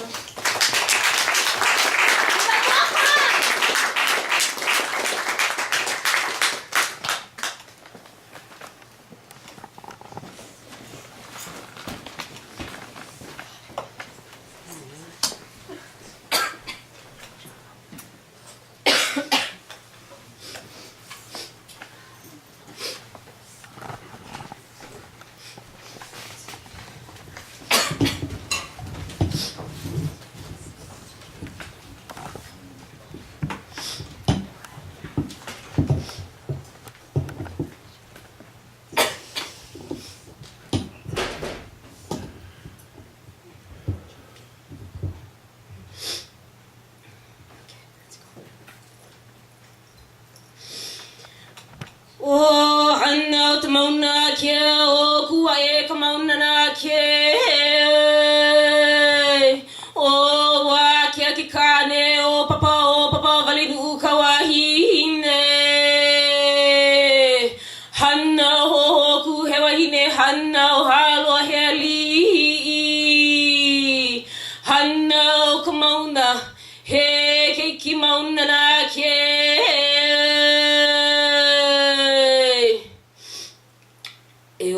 kia. Aloha mai kako o rutaloa ko'u inoa o mauna awa kia ku'u mauna o kona ku'u aina kupuna o ka loko ku'u loko o kona kaimalino ku'u kai. Giving thanks to the ancestors of this land and to the spirits of this place, the sacred elements for granting us safe passage here. Giving thanks to our many gracious hosts, Sultan and Dan, and this wonderful home, and the many vets who live here, and the other individuals for opening these doors to us. What I just provided to you is a traditional chant. My name is Ruth Aloha. I'm a Kanaka Maoli. You know us as Native Hawaiians. I come from Hawaiʻi Island. What I did in the traditional language afterwards is I introduced, in our traditional ways, my mountain. And so the mountain that I'm calling for today is Mauna Awa Kea Mauna Kea. My ancestral district that I come from is Kona. It's on the island of Hawaiʻi, the big island. I'm a fish pond guardian, a kia'i loko. We tend to the seas. We're farmers of the sea, mahi'i'a. Our job is to stock the seas with fish. And that is Kaloko Fish Pond, which I care for and I'll be going home to. And my seas, Kona Kaimalino is a peaceful sea. It's very, very calm. If you've been to our island, our waters are much, much calmer and more predictable than the east side, which have very rough currents and crossing tides that are unpredictable and shouldn't be entered unless you know those waters. So I don't have a PowerPoint. An elder challenged me a while ago, and I would give them papers, and I'd say, hey, can you look at my PowerPoint? Can you check out what I'm going to say? And he said, Ruth, loke, you have to follow your na'au. That's what people want to hear. They want to hear that. And so every day so far when we're going into discussions, I just pray before I come up. And so whatever comes out is meant for you. It's very special. So you should feel very special, and I feel special because it's late and you're still here listening to us, which is a privilege. So thank you. And so I just wanted to share a little bit about who I am because, you know, veterans for peace. And when I hear peace, the person that I instantly think of is my grandmother. And she's the reason that I'm a Dean male activist. And I didn't really understand that until I entered into this work. And I started to understand how important peace is and how important it is for every single one of us who understand it in our own way to share it and to enhance our understanding of peace so we can build a more collective and conscious world. And standing in this home, I'm also thinking of my mentor, Jim Albertini, coming from Maluaina Center for Nonviolent Peaceful Education and Action. And we're peaceful farmers. We give away the food that we grow. And we live on the side of the island that is highly ignored by the government officials, and a lot of Native Hawaiians live in this community. So a lot of the food that we give away go to our people who are out in the forest, and a big chunk of those people are actually vets. And the first food basket, I remember him saying, "Ruth, you want to come with me? You need to learn," because he's passing the organization on. He said, "You need to learn about the food baskets." I said, "Okay." So we prep a food basket, and I didn't know we were going to a vet's home until he told me so. And I was thinking, okay, so a vet, what does a vet look like? And they look like different things, but what does it look like in the context of somebody who's receiving a food basket, somebody who's in need of help? And so we jump into our old Ford. It's a hand-me-down. It's probably worth like $100 by now. And we're driving on these back roads, and so on the side of the island that we're on, it's super rugged. They don't have access to clean water. There's no water lines going to their homes. There's no electrical poles. They don't have paved roads. And so we're driving on this super bumpy road, and when it floods out, it gets 5 to 6 to 7 feet deep. And so people can't get out of their communities. And so we're driving on these network of roads, and you have to know them because there's no street signs. And people rip them down when they put them up anyway. And so we're driving on these old rinky-dink roads that I need to get to know still. And we drive up to this house, and it's swallowed by the forest. It is wet, it is damp. And when I'm saying it's wet, we get over 200 inches of rain a year. His home is like a shack. There's nothing. Like all he has is doors and windows. There's trash everywhere outside of his house. And I'm not down talking the vet, but I'm trying to tell you his living condition. These are the conditions of people that we're helping, and it's the vets who are being ignored on our side of the island that call us for food. And he comes out, and he doesn't have a way to get out of the forest, which is why we have to drive out to people. He doesn't have anybody out there with him but 2 little chihuahuas that are following him. And he's limping with one leg, and he just stepped on some metal, but he can't get out of the forest because he doesn't have a car, he doesn't have electric to call for help. But he was able to get to a cell phone from his neighbor and call us, and so we went out and we delivered food for him. And that memory of thinking of that memory of that individual, it shocked me because I said, wow, if this individual served for this country, why isn't this country taking care of this veteran who did something very important? That's how I see it. It's like this country really values their vets. And when I seen that veteran in that hardship, I was thinking, wow, I'm an idiot. Like, I have no idea the full conditions. And so it allowed me a chance to expand my own mind and really get to know the community that we're serving, including a community of veterans who are out living on the same side of the island as us. And so what I'm going to do is I'm going to talk a little bit about Pohakuloa. I talk about Pohakuloa and Mauna Kea, but I'm going to just talk about Pohakuloa tonight. Has anybody ever heard the name Pohakuloa before? No? Okay. Yeah, some people have. I see some head nods. Okay. So, Pohakuloa is on the island of Hawaiʻi. It's the big island.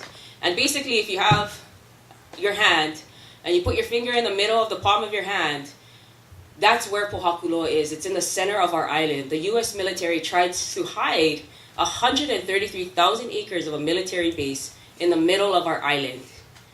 It seems foolish, but it's kind of working because people aren't really rising up in resistance. So we're looking at 133,000 acres. It's the largest military base in the Pacific. It's used for live fire training. And I was listening to Kisha over here, and I was thinking, oh my God, they told them we're bombing it because nobody lives there? We have 190,000 people living on our island, and they're still bombing our island. Some of the first sounds that our children hear before they even come out of the womb or when they get home from the hospital are the sounds of bombs dropping. The bombs that drop on our island, the biggest island of Hawaiʻi, is felt all around the island and also heard around the whole island. The biggest island of Hawaiʻi. So how did the military get this land? It was stolen. Shortly after statehood, more than 80,000 acres of our land, Kanaka Maoli land, was given to the U.S. military through an executive order. More lands, more than 22,000 acres, the state of Hawaiʻi has leased to the U.S. military. And this is what's offensive, is you think of that vet, I'm thinking of all of us going through hardship, working 2 to 3 jobs in Hawaiʻi just to keep a roof over our head. The state of Hawaiʻi has leased more than 22,000 acres for less than 1 penny apiece for 65 years to the U.S. military. And this is a lease that's also existing in Mapua. So majority of these lands have been stolen. They've been illegally leased, and just a small portion has been bought. So how did I get activated? I'm gonna share this story because I wasn't always woke. I've lived on this island my whole life, but I don't come from a family of activists. But what changed me was when I lived near the base. And so I lived only about 5 miles away from the base, the closest residential area to the base. And living there, I was fully exposed to the amount of bombing that actually happens on the island. And in just 1 second, up to 10 bombs can drop. In a second. In a minute, that is intensified. In 30 seconds, I can count 30 bombs, 40 bombs, 50 bombs that are dropping. And they're rapid explosions, so you can count them rapidly and then they just stop. And then it's quiet. And because I'm working on the farm, I could spend my time just counting the amount of bombs that were being dropped, which literally drives our people crazy. I know many people who have lived near the base that have wanted to commit suicide or just full on just wanted to run through those front gates because they didn't know what else to do. And so living on this farm, there's helicopters flying overhead. There are jeeps out in the pasture just 2 to 3 acres away shooting guns out in the plains. In the middle of the night, huge planes flying right overhead, and they know, they're told, hey, you're not supposed to fly within 1,000 feet, so many feet above. The military doesn't care. You call, and I don't know, you folks may have been through this, but you call the community relations, you file a complaint, they write it down, blah, blah, blah, they move on. Okay, so what else is at Pohakuloa military training area? They're not only dropping bombs, but they're dropping bombs while have not conducted a full EIS. So Koho'olave is an island in Hawaii whose aquifer water table has been cracked due to the Navy using it as a test ground. They've never yet, I've asked the commander and I'm waiting, I'm giving them time, but we're going to go into litigation. That's the only way that we're going to get justice. They've never assessed the seismic impact of the bombs that are dropping on our aquifer to figure out if they're actually going to crack it. Is it actually safe to be bombing an island? And a huge issue is this aquifer feeds every district on the island. That's more than 190,000 people that are relying on this water source that are being put at risk. These studies have not been done, and they're trying to buy time right now. So I'm letting the commander do his homework so that when we do litigate, I'll have all the information that I do need. So what else is at the base? What is at the base is depleted uranium. For years, decades, our people were telling them, you have depleted uranium on your base. The military denied it. They told us, no, we don't. We've never used any weaponry that has depleted uranium. Then, accidentally, they were found out. And then they had to admit that they actually had depleted uranium. And so at this time, what happens is the community starts to challenge, saying, hey, you guys shouldn't have this. You guys should do a cleanup. But then there's the Nuclear Regulatory Commission. And they're just granting permits, allowing them to continuously bomb this area with this heavy metal that is activated when there's explosions. And there's always fires because they're doing live fire training. And so our island has a 12% higher ratio of cancer in the district I come from, Kona. So the particles get lifted in the center of the island, and the wind patterns take all those particles down to my hometown, my ancestral district. And so in our district, there's a lot of, actually just at the ranch, there's a lot of cases of individuals who have died from cancer. There's a lot of individuals who suffer from reproductive issues. Our children have extreme rashes or like really bad rashes or breathing issues. Like there's so many things that are coming off of this base. And so let's look on the base. I'm an academically trained archaeologist and anthropologist. And so I can nitpick all of their plans and whatnot, and I can ask them for their plans, and they tell me, no, we don't trust you. I'm academically trained. They've been stonewalling our community for so long. And what's the issue? They use our ancestral sites for target practice. They literally use our ancestral sites for target practice. They identify it, they document it, and then they blow it up. And that's just the way that it goes. And it's just like this vicious cycle of like military expansion in our homelands. I'm feeling so, I was listening to Kisha again, I was thinking like, the one thing that I'm thinking of is we were never asked. We were never ever asked. And I asked the personnel, they came out to one of my talks, some of the active individuals, and I said, who did you ask? Who did you ask? When they're bombing those bombs, they're shooting our pu'u. And our pu'u are these big hills that rise in our mountain. Those are the backbone of our mountain. And they use them as target practice. And I asked them, who did you ask? You never asked us. We never told you it was okay. And as a state, a fake state, we still don't have a say. Legislators, the mayor, everyone is making decisions for us, but nobody has ever consulted with the Kanaka Maoli, with our First Nation peoples, and asked us what we want. What do we want? We don't want militarization. A lot of our elders are still alive who put their lives on the line to deoccupy Koho'olawe. And we do it again, but the difference is there's a lot of higher tech weaponry that was used that we found out about, that just entering with a cell phone, beeping and going off, could explode massive acres. And so that's just not feasible right now. Maybe it will be.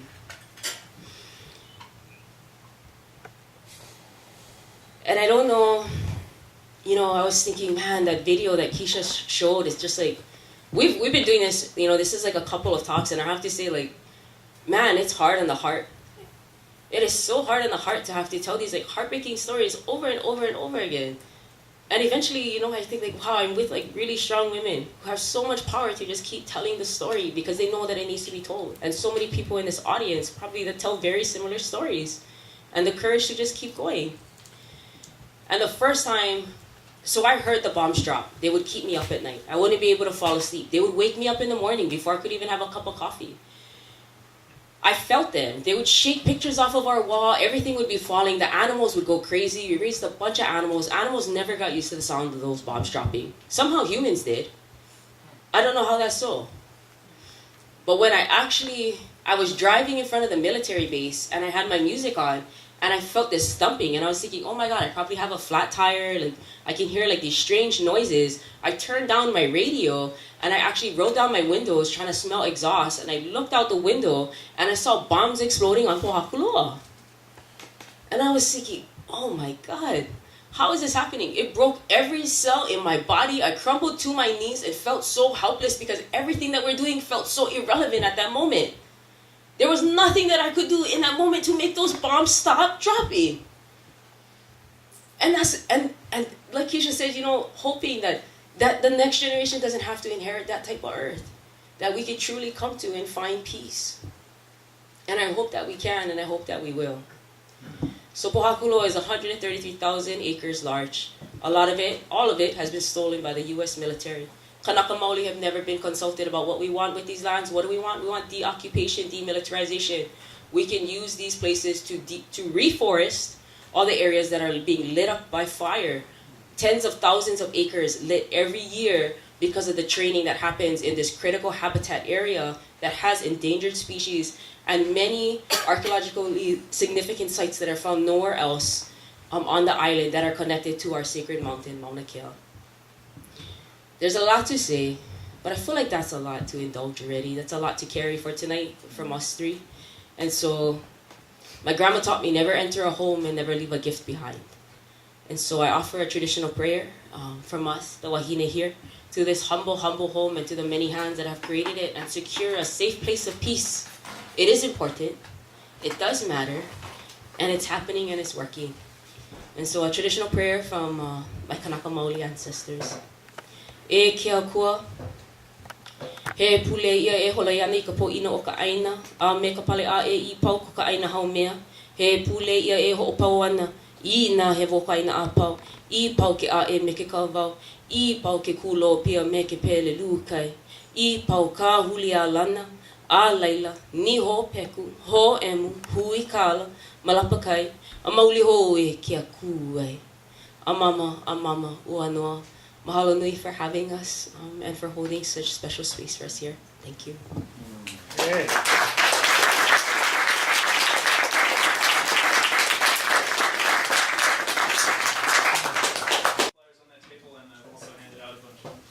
I also wanted to say that I want to thank the Peace House for allowing us to have this space, and Michael, who, you know, we started a chapter of World Beyond War here, PDX. So we're dealing with the concept of reaching out to young people in our community at the high school level that are the cannon fodder for the next military, to start talking about conscientious objection. If we're looking at these islands as stepping stones for another war, we need to start reaching out to people before they institute another draft, or they're right now putting through a bill to try and require women to register for the draft, even though they say there will be no draft. But why would you ask them to register if you're not planning on reopening that? So we want to reach out to people to say, we want to build peace, we want it throughout the community, and we want young people to start thinking about what that means. So thank you.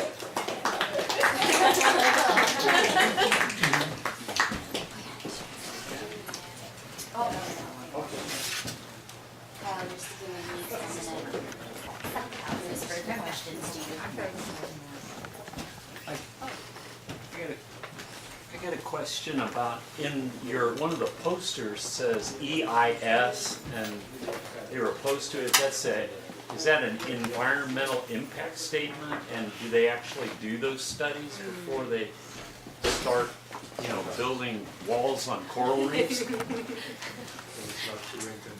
Yeah, right. Yes, so EIS is environmental impact statement, but the poster that the woman made is she's playing off of it. But yeah, they usually conduct environmental impact statements for major military projects. And they're interesting because almost always they acknowledge that there will be damage to things such as coral reefs, but they say like maybe minimal damage.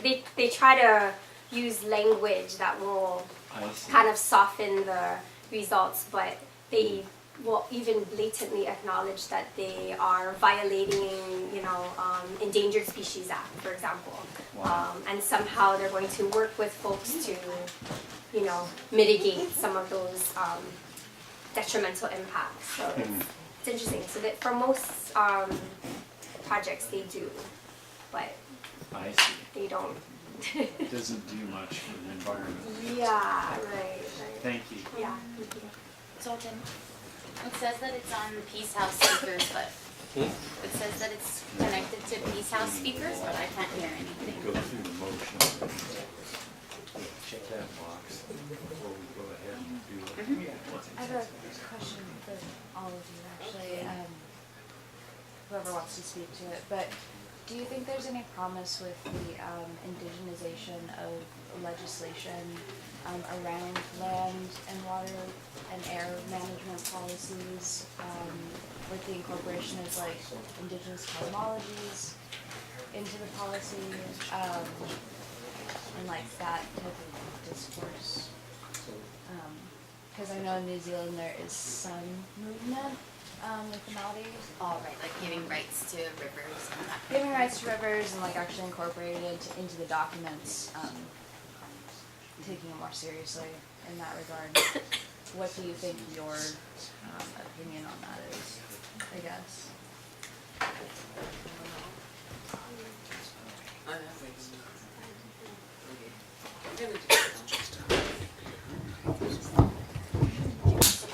Whether there's like promise or resistance through indigenizing legislation and like the example of New Zealand giving rights to the river. I don't really I'm not, I feel like you could ask somebody who's far more educated than me about this topic, but like I'm a practitioner, and so like, I think like Hawaii's laws, a lot of our laws that do exist that are to benefit the environment aren't followed by the government, and it falls upon the citizens over and over again, and our laws come from our kingdom laws. And it falls upon us to hold the government accountable to the laws that they are meant to follow. And just based upon that, like, we're always trying to I feel like, we can't give up. We can't give up, right? We can't, because the next generation is counting on us. The next 7 is waiting on us in the heavens. And so, I think, like, just speaking in my own personal experience of, like, would I advocate for that? I would say no. Because there are laws in place that are derived from our traditional laws that are not being followed. And so creating new laws won't necessarily mean that people are going to follow them. And then also too, for me, it's kapu. It's kapu. It means it's sacred. It's very sacred. And so our ancestral laws and our ancestral wisdoms are to be held in our traditional realm. And I feel like for myself, that's crossing the line. So just like practically, I just feel like with the way that things are being run right now in Hawaii, knowing that all our laws are derivative from traditional laws, not all of them, and they're not being followed, the idea of creating new laws based on more of our traditional laws would not actually benefit. But let's say if they want to go back to traditions of communal stewardship, then I'm all for it. Like, I don't want to talk about water, like who's going to get water and how they're going to get water, or who's going to get land and how they're going to get land. if we're gonna talk about really decolonizing our laws, we're gonna go back to communal-based systems that honor Aina as Akua, and that means that we honor land as God, and therefore Aina cannot be owned, gods cannot be owned. And so if let's go that system, sure, if that's what we're gonna follow, because everything else won't matter. Because under those systems, our chiefs are not elected on who's the most popular, who gets the most votes. The chief is the person who knows the waters best and who can feed the people. That is what is a chief. And we don't have any real chiefs in Hawaii yet. Not that are actually government officials. Yeah, look, I think that as promising as what happened in New Zealand sounds, the U.S. military is already breaking its own laws. Like, so Futenma Air Station that you saw, there's supposed to be a danger zone around a base. They just drew a danger zone around, they like overlay it. So the danger zone enters into the city, but they just say that it's there, even though there are people in it. So it makes no sense. And then in Hawaii, like, the U.S. is breaking international law by pretending to be a state, you know? Like, it's an illegal occupation. It's been very well documented that that's breaking international law for the U.S. to claim Hawaii as a state. So I don't know. I feel like I would agree with Ruth. Decolonizing the settler states' laws, decolonizing the empire's laws, is not the same as just getting the colonizer out.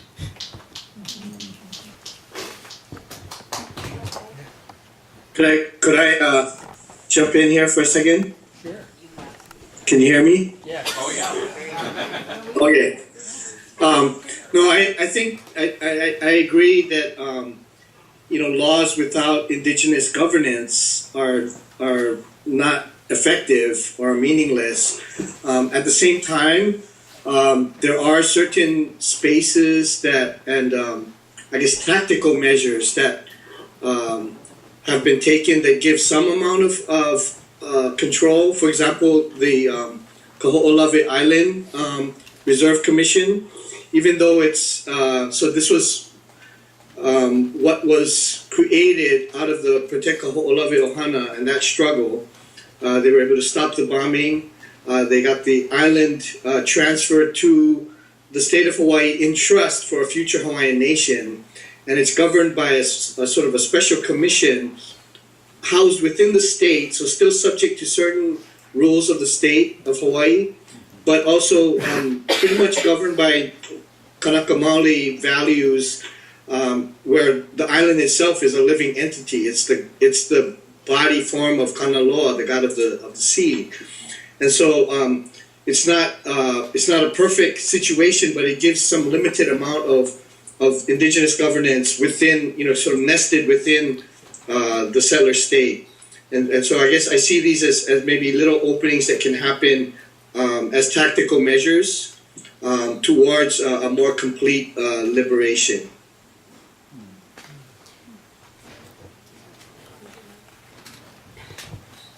Thank you, Kyle. And yeah, I definitely hear him. And then I also want to say too, like, we still have areas in Hawaii that are operating off of our traditional laws. Like, they still exist. Like, I remember I took undergrad classes and a professor teaching aquaculture said the konohiki system doesn't exist. And the konohiki system is basically saying like a chief who directs fishing activities does not exist.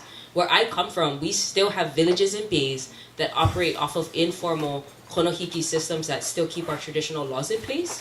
And so they don't actually have to be formalized to be followed. It's just a matter of like, can the community enforce them and like to what measure, but like there's also like, they are already happening too.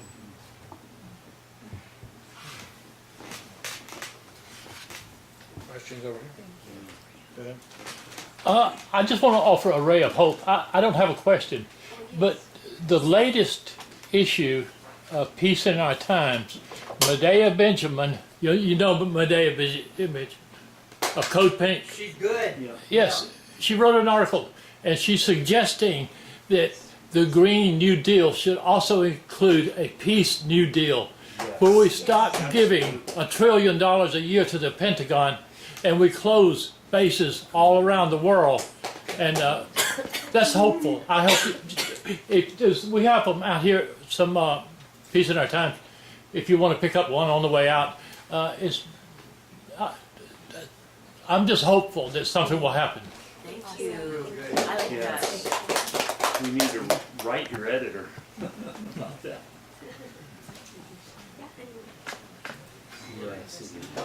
Hi, thank you so much for being here. That was both extremely educational and extremely moving as well. And it is late, and you have to give these talks over and over again, so thank you so much.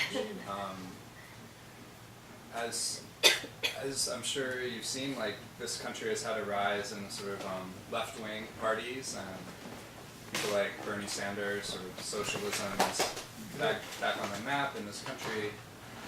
And I think I probably speak for many people here in saying that as we try to move and make deep change in lots of areas, including what the gentleman was just saying about decolonizing your homelands, I'm sure we could learn a lot from you in terms of what we need to do here to build the kind of movement and momentum to actually force change in a system where, as you've described, change is very hard to come by, and having your voice heard is very hard to come by. And so, yeah, like in the political conversation here, we have some leftist candidates, but we don't hear much about closing down bases. Right? That's true. You know, how many times have we really heard that? That hasn't come up yet. And just for a candidate to say that and survive in a political race would be very difficult. In fact, one of the only ones who's kind of trying it in the president is Tulsi Gabbard, who I believe is repping Hawaiʻi, right? Yeah. Or one. Yeah.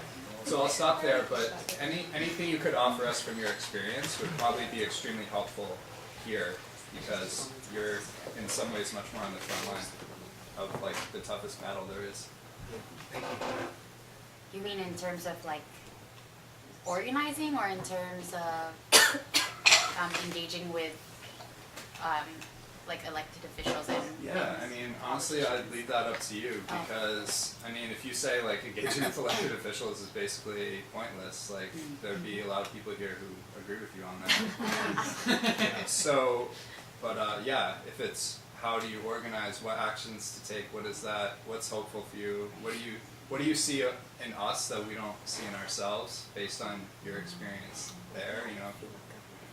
Retweet, 10 out of 15. Okay, so I think a lot of what you said is still applicable even in Guahan. It's hard to talk about demilitarization when most of our people are in the military or they are civil service workers. So it's hard to talk about demilitarization without offending people.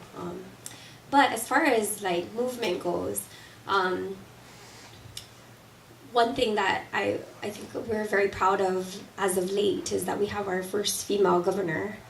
She just started in January. It's our island's first female governor, so we're still functioning under this kind of settler colonial framework, but she's the first female governor who actually has a lot of knowledge and experience with demilitarization.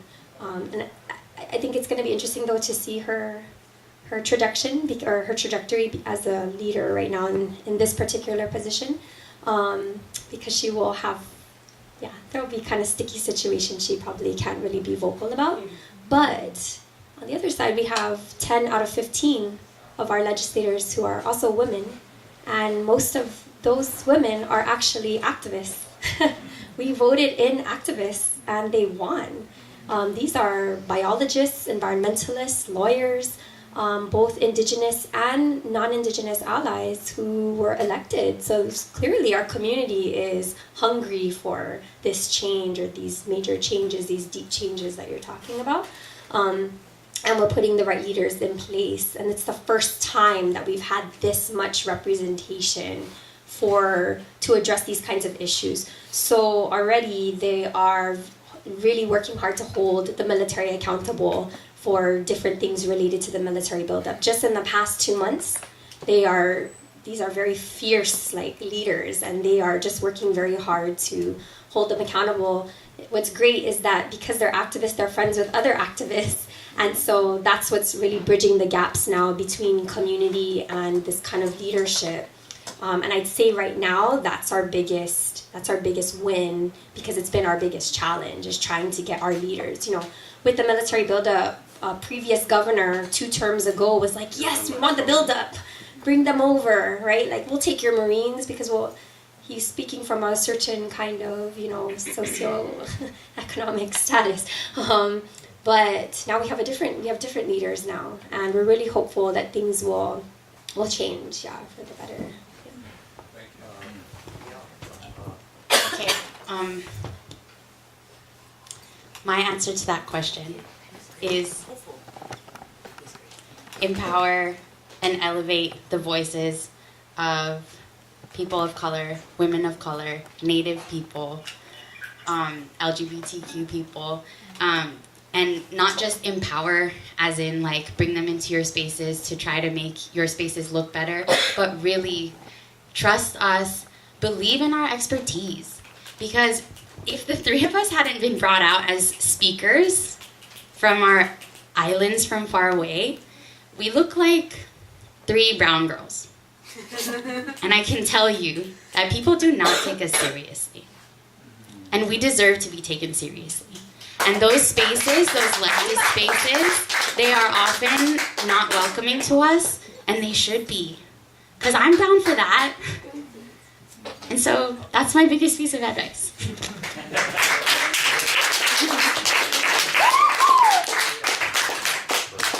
And I don't really have much to add because I feel like that's pretty much a drop mic. But I also want to be clear that like Tulsi Gabbard has stood at Standing Rock with the vets, but she's never come to Mauna Kea, and she's never actually filed any official statement on behalf of the indigenous people that represents us. And I've gone to her town hall meetings to ask her about Pohakuloa, and I've never had an opportunity because usually they plant people so that they get all the questions they want. And she has also never, to my understanding, submitted any public position saying that she's for demilitarization of Pohakuloa. And so she might have good things in her back pocket and front pockets, but I've yet to see her in the movements that I stand in. Do you want to address May I please? Yes. I want to bring this to everyone's attention. Some things go before our face and we never understand or acknowledge them.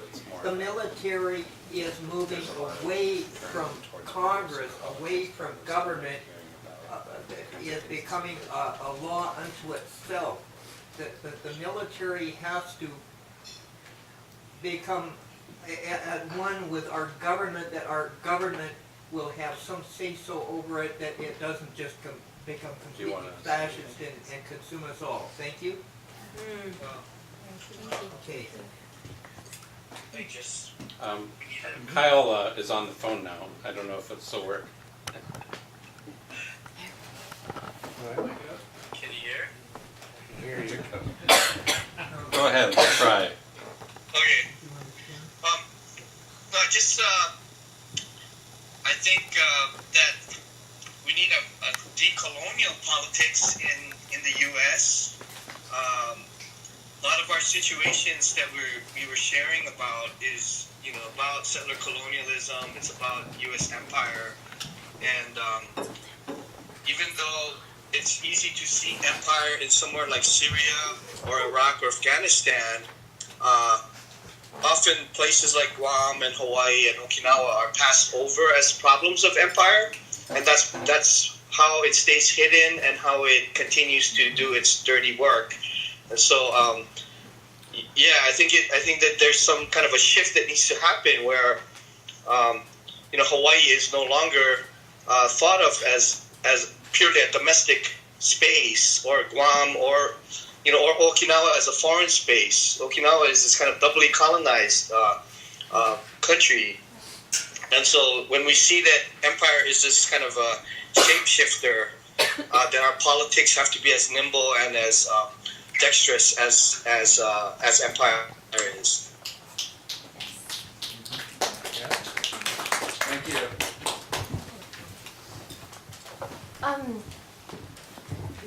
Mahalo nui loa and sainamasi for everything that you say. I wanted to, I'm just like basking in all of this Mānoa hine right now. And so I was thinking, you know, last week there was a missile test launched, and the missile was called the Guam Killer. There's this word in Chamoru mahalong that means mourning and love. And especially regarding our island's histories as matriarchal societies and our creation stories as ones of both mourning and love. And obviously, some Pacific crying has happened today. Some Tazi came out. And I guess I'm wondering, you know, we're young. How every day, how do you keep waking up to do the fight? How do you keep your paddles up? Really? Why?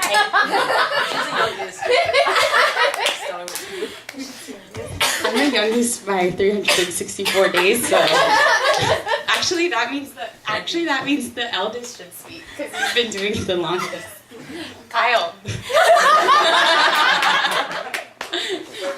Yeah, that's a good question for Kyle. Yeah, actually, that's a great question for Kyle. Kyle, How do you where keep does he going? get his Mānoa hine? Kyle, you know, Kyle actually mentored all of us. Yeah. I take joy in trying to make trouble for empire and oppressors. You know, because I stare into the abyss of this violence and this horrible oppressive stuff that is created around us. But if there's just one little subversive thing I can do every day, that keeps me going. And so resistance is fun. And I think this is something I learned from my elders, the folks who were organizing in the 60s and 70s, is that resistance has to be joyful. And that gives life, right? And that gives hope. So, Thank you. So we'll go downward then.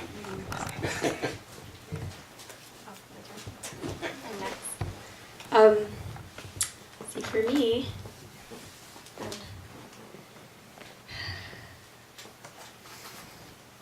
before I used to just be very angry. So I think it was like a lot of times my anger when I first started getting radicalized. A lot of times it was my anger that motivated me because I didn't want to be angry anymore. But today, as I've already been doing this for a little while now, it's my daughter. Yeah, she keeps me going. I wake up, I look at her, I'm like, okay, I have to keep doing this. So she doesn't have to do it. But it's not only that, I've shared with this other Mānoa hine that as a mother, it's really hard because she's my reminder to keep going. But I also have to almost prepare her for if she has to do this. And that motivates me too, because I need her to be prepared to take this up. If this doesn't work right now, then she needs to be prepared. So that really motivates me. She already understands the situation that we're in. She knows our island homes are militarized, and she knows that she's got a lot to do ahead of her time. So yeah, that motivates me. But the other part we were just talking about is laughing. We laugh a lot. We try to find, like Kyle saying, the joy, but like we literally find joy, like even in the quirkiest things. We have to laugh.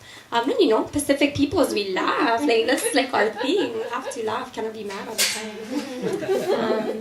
And I learned from other elder activists to have a drink or two. Yeah. And to dance. Yeah. So that's how we keep going. 9:15.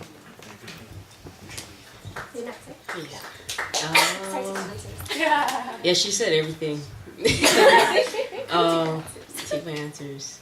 Definitely have to, you know, like I just was thinking, man, I love native jokes. I love how you can just get down with a native and just bust those native jokes and just laugh and laugh and laugh. But on my everyday, like, you know, I'd say it's my grandma, you know, and she's a big teacher of peace for me. But like I spend a lot of time with elders, and I'm very, very fortunate to be able to drink loads of coffee and sit for hours and listen to them tell their stories. But I think of my grandma, and I think of that generation and how they were disciplined for being native Everything was stripped from them. You know, there's so much violence in our communities that they were told not to talk about, like rape and sexual abuse, that they just carried. And I think about the sicknesses, you know, like she had cardiovascular disease, and it's one of the biggest killers of Pacific Islanders, especially Hawaiians, and that's straight to the heart, right? And so, like, as a Kanaka, we not only have physical manifestations, but we have like emotional and spiritual, and like the broken hearts of our people, of being ripped off militarized lands, of no longer being able to eat from our seas and fish from our waters and fetch our water as we once did, and watching her through her late life still hold on to joy and laughter, but then also holding her through a lot of that pain, a lot of that physical pain that manifested because of the colonizers' ways of using them as guinea pigs for their foreign foods, of stripping us from our land base, of putting us into positions of poverty and structural violence. And I think about her and that joy that she held on to, and that really feeds me. And then I was also talking to somebody else, and they said, eat a lot of ice cream. They said, my grandma lived to 100, and she ate ice cream every single day. So sometimes I'm reading these articles about health and well-being and sugar and all that shit. But in actuality, folks are living really old because they're embracing what makes them happy. It's not about being skinny, it's not about being popular, but it's about embracing what actually makes you happy and live that life. That's the life I want to live. Mine is that, yeah, I mean, I'm young, so you shouldn't. I mean, I guess I'm not an expert. But for me, it's like you can be angry by yourself, or you can be angry together. And you can be angry alone and feel lonely, or you can meet, like, this is the first time the three of us are spending time together, and I just got, like, two sisters that I'm gonna be fighting with for a long, long time. And that's, like, that's so special. And also, like, even within my own family, this work is a chance for me to ask my mom questions and to get to know her better, to understand my family more, to feel more connected to my people. So, like, the anger is okay because it comes with a lot of other stuff. I think we, go ahead first. Go ahead and ask. We're going to close up here really soon. Go ahead, finish your. Yeah, go ahead. Okay. So I was just like wondering how y'all deal with like ancestral trauma and like unlearning of like a lot of stuff and like breaking the curses of like your family house.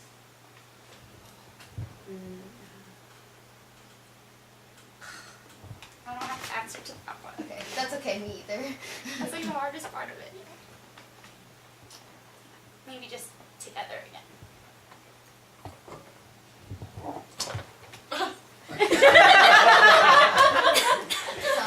Sorry for that question. Never apologize.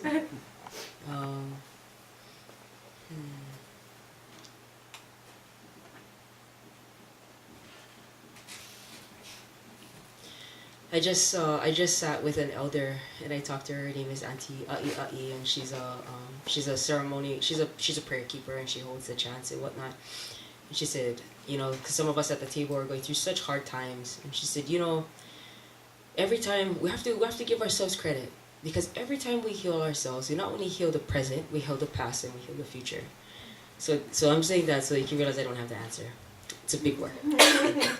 But I think, like, for myself and in the communities, you know, that I'm in, I think it definitely starts with self and like recognizing and having the courage to identify ancestral traumas and like not knowing sometimes where our anger is coming from, or where our hurt or like this like pain when people touch us or when they speak to us in a certain way, or when we engage with somebody else, and then like having the courage to like dig up those roots, those like old roots, those vegetables that it's time to go, you know.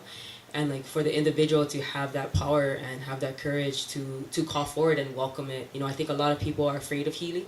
We've become so addicted to our trauma and to the hardship unknowingly and not wanting to, but we've been through it, and it's so easy to become identified and oppressed by it. And then just having the ability to say like, no more, I want to heal. And so calling in that healing for yourself and saying, and then once you say, you know, and we as a spirit being like really believing, like once you say and you ask from your heart and you call out to the ancestors, and I've surrendered many times where I've just begged and cried my heart out and I said, please help me. I don't know what else to do. And so always starting with that self and you know, and for me in the community that I come from, we definitely want our young men to be mentored by our older men and having our older men step up And definitely as our young women, we need our elder women to take us under their wings and to show us.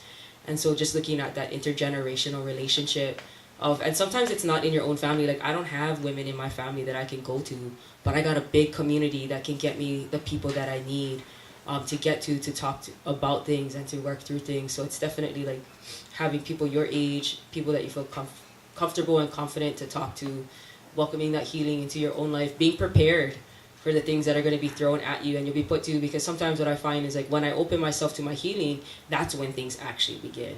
Like that's when the creator starts to unfold, and like I get put through major challenges, and you know, and I try not to call them lessons, because lessons sound so hard, like I'm getting a licking, so I call them teachings, because it makes it easier for me to embrace so different teachings that the ancestors send in. But you know, I don't have all the answers, but I definitely know, like for me, it's going to prayer, it's going to the elders, and then it's also like, it's also willing to acknowledge yourself about what traumas you're carrying, you know. And so like a lot of times, like in the community I'm from, like I see our women not fully acknowledging the role of our men, and like our men are very important. They have a very important role, and they've also been stripped.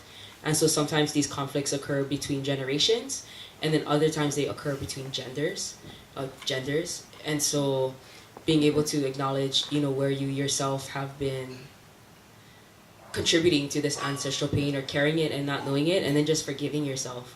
I mean, like I have compassion for myself, I have compassion, and then having the courage to move on and beyond it. And you know, sometimes it could take a whole life to heal, but hopefully before we reach our next one, we've healed it.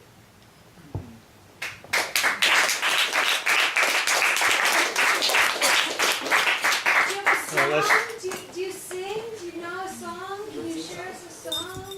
Can we Another song? Is that?